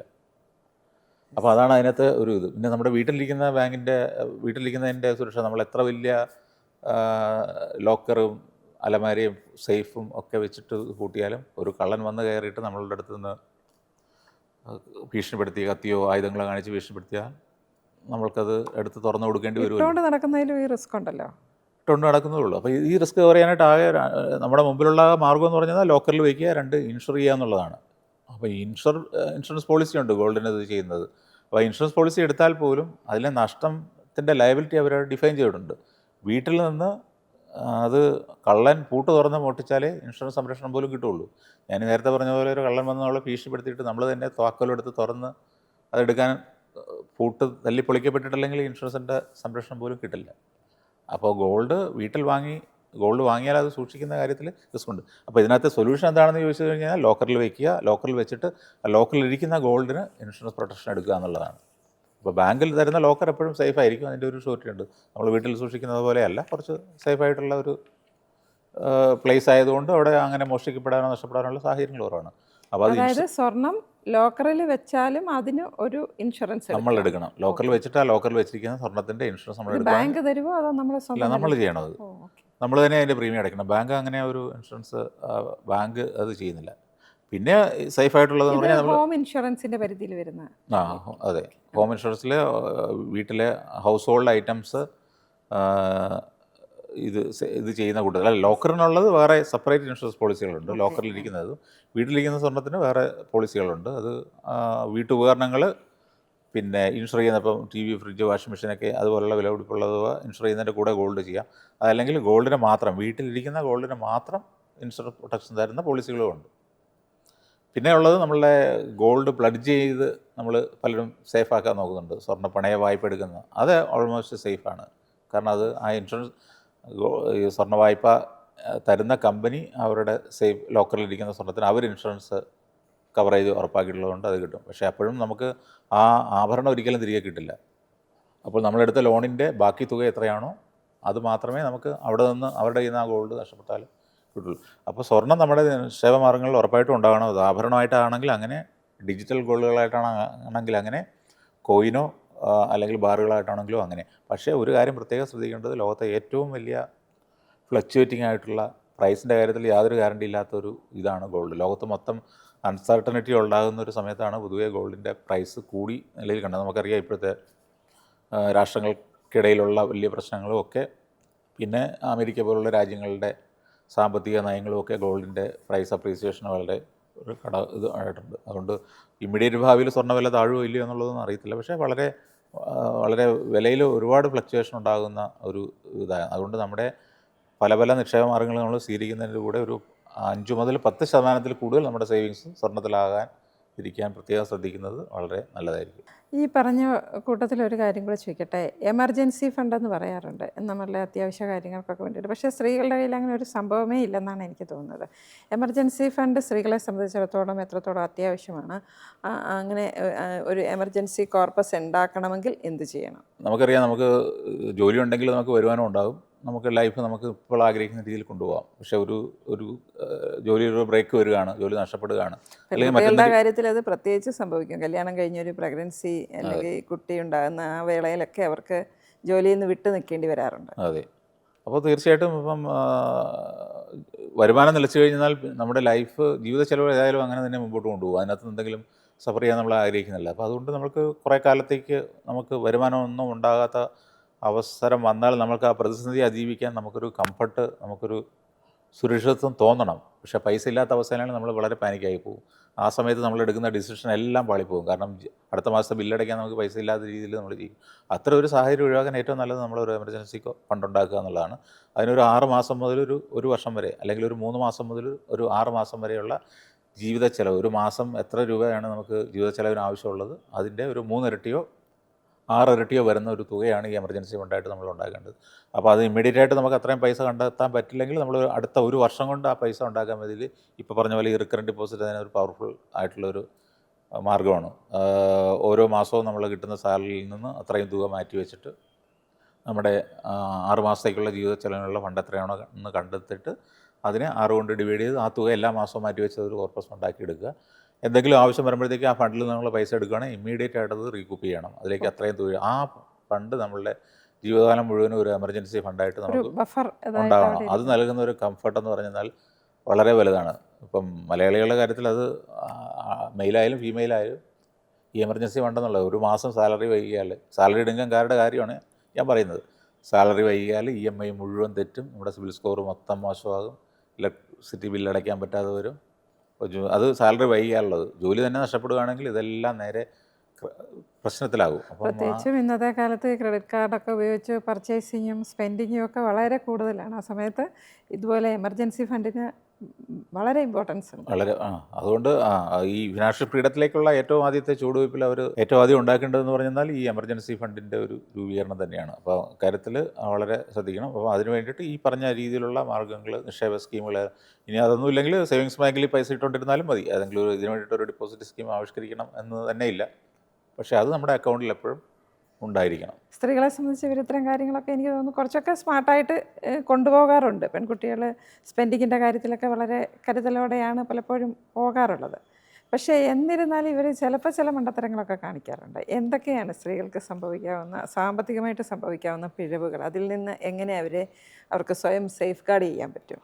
ഇപ്പം ഈ നമ്മളൊരു വലിയ ലാർജർ പ്ലാനോടുകൂടിയൊക്കെ നമ്മൾ ഈ ഇൻവെസ്റ്റ്മെൻറ്റെല്ലാം തുടങ്ങി വയ്ക്കും. അത് ഇടയ്ക്ക് വെച്ച് ഇട്ടിട്ട് പോകുന്നത് തന്നെയാണ് ഈ ഒരു കാര്യത്തിലെ ഏറ്റവും വലിയൊരു മണ്ടത്തരം. കാരണം ഈ ഞാൻ നേരത്തെ പറഞ്ഞല്ലോ, വളരെ ചെറിയ തുകയാണല്ലോ, 500 രൂപയാണെങ്കിൽ പോലും ഒരു മാസം നമ്മൾക്ക് മാറ്റി വയ്ക്കാൻ കഴിഞ്ഞാൽ അത് ചിട്ടയായി സ്ഥിരമായിട്ട് അത് മാറ്റി വയ്ക്കുകയും കഴിയാവുന്നത്ര ഓരോ വർഷം വരുമ്പോഴും 500 600 അടുത്ത വർഷം 700 അങ്ങനെ കൂട്ടി കൊണ്ടുവരികയുമാണ് സാലറി ആയിട്ടുള്ള ആളുകൾക്ക് അവരുടെ ഫിനാൻഷ്യൽ ഗോൾസ് അച്ചീവ് ചെയ്യാൻ വേണ്ടിയിട്ട് പണം സ്വരുക്കൂട്ടാനുള്ള ഏക മാർഗ്ഗം. അപ്പോൾ ഇപ്പോൾ ചിട്ടി തുടങ്ങുകയാണെങ്കിൽ അത് ഇടയ്ക്ക് വെച്ചിട്ട് ഇട്ടിട്ട് പോവുക. മ്യൂച്വൽ ഫണ്ടിലെ ഒരു മാസത്തവണയായിട്ട് അടയ്ക്കുന്ന SIP സ്കീമാണെങ്കിലും അത് ഇടയ്ക്ക് വെച്ചിട്ട് നിർത്തി പോവുക എന്നുള്ളതാണ് ഇവരുടെ ലൈഫിൽ ഉണ്ടാകാവുന്ന ആദ്യത്തെ ഒരു മണ്ടത്തരം. രണ്ടാമത്തേതെന്ന് പറഞ്ഞാൽ ലൈഫ് എന്ന് പറഞ്ഞാൽ അത് എത്ര പ്ലാൻ ചെയ്താലും അതുകൊണ്ടൊരു കാര്യമില്ല. നമ്മളൊന്നും പ്ലാൻ ചെയ്യുന്ന പോലെയോ ഡിഫൈൻ ചെയ്യുന്ന പോലെയോ ആയിരിക്കില്ല ചിലപ്പോൾ ലൈഫ് മുമ്പോട്ട് കൊണ്ടുപോകും. അതുകൊണ്ട് ഇത് പ്ലാൻ ചെയ്തിട്ട് ഒരു കാര്യമില്ല എന്ന് പറഞ്ഞിട്ട് ഒന്നും പ്ലാൻ ചെയ്യാനിരിക്കുക എന്നുള്ളതാണ് രണ്ടാമത് ഇതിനകത്ത് വരുന്ന അബദ്ധങ്ങൾ.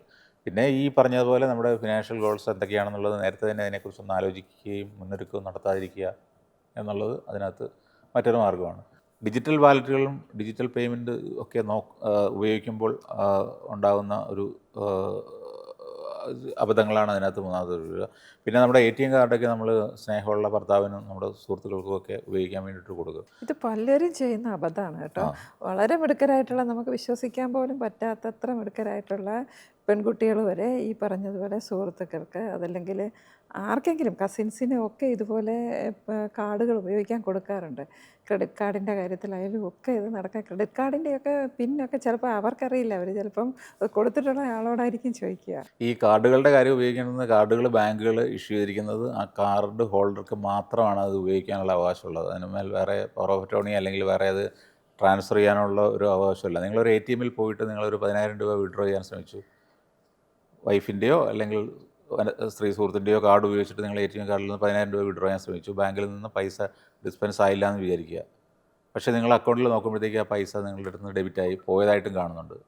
അതല്ലെങ്കിൽ നിങ്ങൾ ഡിസ്പെൻസ് ചെയ്യാൻ നോക്കിയിട്ട് അത് പൈസ വന്നില്ല, നിങ്ങളത് ട്രാൻസാക്ഷൻ നടന്നില്ല എന്ന് വിചാരിച്ച് നിങ്ങൾ ഇറങ്ങി പോകുമ്പോഴത്തേക്ക് ആ പൈസ പുറകെ വരികയും പിന്നീട് വന്ന ഒരാൾ ആ 10,000 രൂപ എടുത്തുകൊണ്ട് പോവുകയും ചെയ്യുമെന്ന് പറഞ്ഞാൽ നിങ്ങൾക്ക് പരാതിപ്പെടാൻ പോലും പറ്റില്ല. കാരണം പരാതിപ്പെടണമെങ്കിൽ ഈ ATM കാർഡ് ഹോൾഡർ ആയിരിക്കണം അത് ഉപയോഗിക്കേണ്ടത്.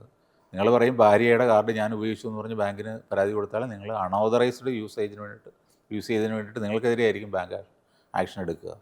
അപ്പോൾ ഇത്തരം ATM കാർഡ് ഉപയോഗിച്ച് നമ്മൾ ട്രാൻസാക്ഷൻ നടത്തുമ്പോഴെപ്പോഴും ക്രെഡിറ്റ് കാർഡിൻ്റെ കേസിലും അത് തന്നെയാണ്. ആ കാർഡ് ഉപയോഗിക്കാനുള്ള അവകാശം എന്ന് പറഞ്ഞാൽ കാർഡ് ഒറിജിനലി ഇഷ്യൂ ചെയ്തിരിക്കുന്ന കാർഡ് ഹോൾഡർ ആരാണോ അവർ തന്നെയാണ് അത് ഉപയോഗിക്കേണ്ടത്. അപ്പോൾ അതുകൊണ്ട് അങ്ങനെ അൺഓതറൈസ്ഡായിട്ട് ഉപയോഗിച്ചു എന്ന് പറഞ്ഞ് ആക്ഷൻ എടുക്കില്ല. പക്ഷേ അത്തരം കാർഡുകൾ ഉപയോഗിക്കുന്നത് കൊണ്ടുണ്ടാകുന്ന വലിയ നഷ്ടങ്ങൾക്ക് ഒരു പരിഹാരവും നിങ്ങൾക്ക് ചെയ്തു തരാൻ കാർഡ് ഇഷ്യൂ ചെയ്തിരിക്കുന്ന ബാങ്കിനോ ധനകാര്യ സ്ഥാപനത്തിനോ കഴിയില്ല. ഈ സ്ത്രീകളുടെ കാര്യത്തിൽ പലതരത്തിലുള്ള എക്സ്പ്ലോയിറ്റേഷനെ കുറിച്ച് നമ്മുടെ സമൂഹം വളരെ വലിയ വിജിലൻ്റാണ്. അത് ഫിസിക്കലായാലും മെൻ്റലായുള്ള അബ്യൂസുകളൊക്കെ. പക്ഷേ ഫിനാൻഷ്യലി അബ്യൂസ് ചെയ്യുന്ന കാര്യങ്ങളെക്കുറിച്ച് പലരും തുറന്ന് സംസാരിക്കാറില്ല, അല്ലെങ്കിൽ അതിൻ്റെ ആ തലത്തിൽ ചർച്ച ചെയ്യപ്പെടാറുമില്ല. അപ്പോൾ വളരെ അത്തരത്തിലുള്ള ഫിനാൻഷ്യൽ എക്സ്പ്ലോയിറ്റേഷൻ വളരെ വ്യാപകമായിട്ട് നമ്മുടെ ഇവിടെ വർദ്ധിച്ചു വരികയാണ്. അക്കാര്യത്തിലും അവർ പ്രത്യേകം ശ്രദ്ധിക്കേണ്ടതാണ്. പ്രത്യേകിച്ച് റിലേഷൻഷിപ്പിലും സ്നേഹബന്ധത്തിലൊക്കെ ഏർപ്പെടുന്ന ഇത് നമുക്ക് അറിയാം. അപ്പം അവർ ഇപ്പോൾ പ്രണയത്തിലാകുമ്പോൾ നമ്മൾ മനസ്സും ഹൃദയവും മാത്രം കൊടുത്താൽ പോരെ, നമ്മുടെ വാലറ്റോ പേഴ്സ് കൂടി കൊടുക്കണോ എന്നുള്ള കാര്യത്തിൽ പെൺകുട്ടികൾ വളരെ നന്നായിട്ട് ചിന്തിക്കേണ്ടതാണ്. കാരണം ഒരു മാരേജിലേക്ക് എത്തുന്നതിന് മുമ്പ് തന്നെ നമ്മുടെ പങ്കാളി അല്ലെങ്കിൽ നമ്മുടെ സുഹൃത്തിന് ഓഫീസ് തുടങ്ങാൻ വേണ്ടിയിട്ട് നമ്മുടെ സമ്പാദ്യമെല്ലാം കൊടുക്കുന്ന ഇത് കാണാറുണ്ട്. പലരും ഇത്തരം ഇഷ്യൂസൊക്കെ നമ്മൾ അനലൈസ് ചെയ്യുമ്പോഴാണ് അത് മനസ്സിലാകുന്നത്. പണ്ടൊക്കെ സ്കൂളിലോ കോളേജിലോ ഒരുമിച്ച് പഠിക്കുമ്പോൾ അവൻ്റെ സപ്ലിക്ക് വേണ്ടിയിട്ടുള്ള നോട്ട്സൊക്കെ നമ്മൾ പുറത്തുനിന്ന് കയ്യിൽ നിന്ന് പൈസ കൊടുത്ത് ഫോട്ടോസ്റ്റാറ്റ് എടുത്ത് ബുക്കാക്കി കൊടുക്കുന്ന അവിടെ മുതൽ തുടങ്ങുന്ന അവസാനം നമ്മൾ ജോലി ചെയ്ത് സമ്പാദിക്കുന്ന പൈസ വരെ കൊടുത്ത് അവസാനം ബ്രേക്കപ്പ് ആയി കഴിഞ്ഞാൽ എമോഷണലി നമ്മൾ എക്സ്പ്ലോയിറ്റഡ് ആവും, ഫിനാൻഷ്യലി എക്സ്പ്ലോയിറ്റഡ് ആകുന്ന ഒരു സ്ഥിതി കൂടി ഇപ്പോഴുണ്ട്. അപ്പോൾ അങ്ങനെയുള്ള കാര്യങ്ങളുമൊക്കെ വളരെ ജാഗ്രതയോടെ നമ്മൾ ഇത് ചെയ്യേണ്ടതാണ്. ഇപ്പം ഒരു വിവാഹബന്ധത്തിൽ ഏർപ്പെടുന്നതിന് മുമ്പ് സുഹൃത്ത് വീട് വയ്ക്കുമ്പോഴത്തേക്ക് അതിന് വേണ്ടിയിട്ട് നമ്മൾ സ്വന്തം പേരിൽ വായ്പ എടുത്ത് അവനെ സഹായിക്കാൻ ശ്രമിക്കുക. അവസാനം അത് ബ്രേക്കപ്പ് ആയി കഴിഞ്ഞാൽ ഈ ലോൺ EMI മുഴുവൻ നമ്മൾ അടച്ചു തീരേണ്ടി വരുന്നൊരു സാഹചര്യം ഉണ്ടാകുക. അപ്പോൾ അത്തരം സാഹചര്യങ്ങളും ഒക്കെ പെൺകുട്ടികൾ ആലോചിച്ച് വേണം അക്കാര്യത്തിലൊക്കെ ഒരു തീരുമാനം എടുക്കാൻ. അപ്പോൾ നമ്മൾ വീണ്ടും ഈ ഫിനാൻഷ്യൽ ഫ്രീഡം ഫോർ വുമൺ എന്ന സബ്ജക്റ്റിലേക്ക് വന്നു കഴിഞ്ഞാൽ അതിനകത്തൊക്കെ ഇങ്ങനെയുള്ള കാര്യങ്ങൾ കൂടി ഉൾപ്പെടുന്നുണ്ട്. അപ്പോൾ സ്വന്തമായ ശക്തമായ ഡിസിഷൻ എടുക്കാനായിട്ട് സ്ത്രീകളെ ഏറ്റവും കൂടുതൽ കരുത്ത് നൽകുന്ന ഒരു ഇതാണ് ഈ ഒരു ഫിനാൻഷ്യൽ ഫ്രീഡം എന്ന് പറയുന്നത്. അത് സ്വന്തമായിട്ടുണ്ടാക്കുന്ന പണം നമ്മൾ തന്നെ എഫക്റ്റീവായിട്ട് കൈകാര്യം ചെയ്ത് ശീലിക്കണം. നമ്മൾ തന്നെ സ്വന്തം നിലയ്ക്ക് അത് സേവ് ചെയ്യണം. നമ്മൾ തന്നെ വിവിധ ഇൻവെസ്റ്റ്മെൻറ്റ് നിക്ഷേപ മാർഗ്ഗങ്ങളെയൊക്കെ കണ്ടുപിടിച്ച് നമ്മളത് ഇൻവെസ്റ്റ് ചെയ്ത് വലിയൊരു കോർപ്പസാക്കി നമ്മുടെ ഫിനാൻഷ്യൽ ഗോൾസും പാഷനും ഒക്കെ ചെയ്യാവുന്ന രീതിയിൽ ഒരു വെൽത്ത് ക്രിയേറ്റ് ചെയ്യാനും കൂടി അവർക്ക് കഴിയുന്നൊരു സാഹചര്യം ഉണ്ടാകുന്നതാണ് ഏറ്റവും നല്ലത്. നന്ദി ജയകുമാർ. പെൺകുട്ടികൾ അവരുടെ വിവാഹ ജീവിതത്തിലേക്ക് കടക്കും മുമ്പ് അല്ലെങ്കിൽ അവർക്കൊരു ജോലി ലഭിച്ചാലുടനെ എന്തൊക്കെ ഫിനാൻഷ്യൽ കാര്യങ്ങളിലാണ് അവർ ശ്രദ്ധിക്കേണ്ടത്, എന്തൊക്കെ തയ്യാറെടുപ്പുകളാണ് നടത്തേണ്ടത്, ഇതേക്കുറിച്ചൊക്കെ പറഞ്ഞു തന്നതിന് നന്ദി. നമസ്കാരം. Thank you Sujatha. Thank you.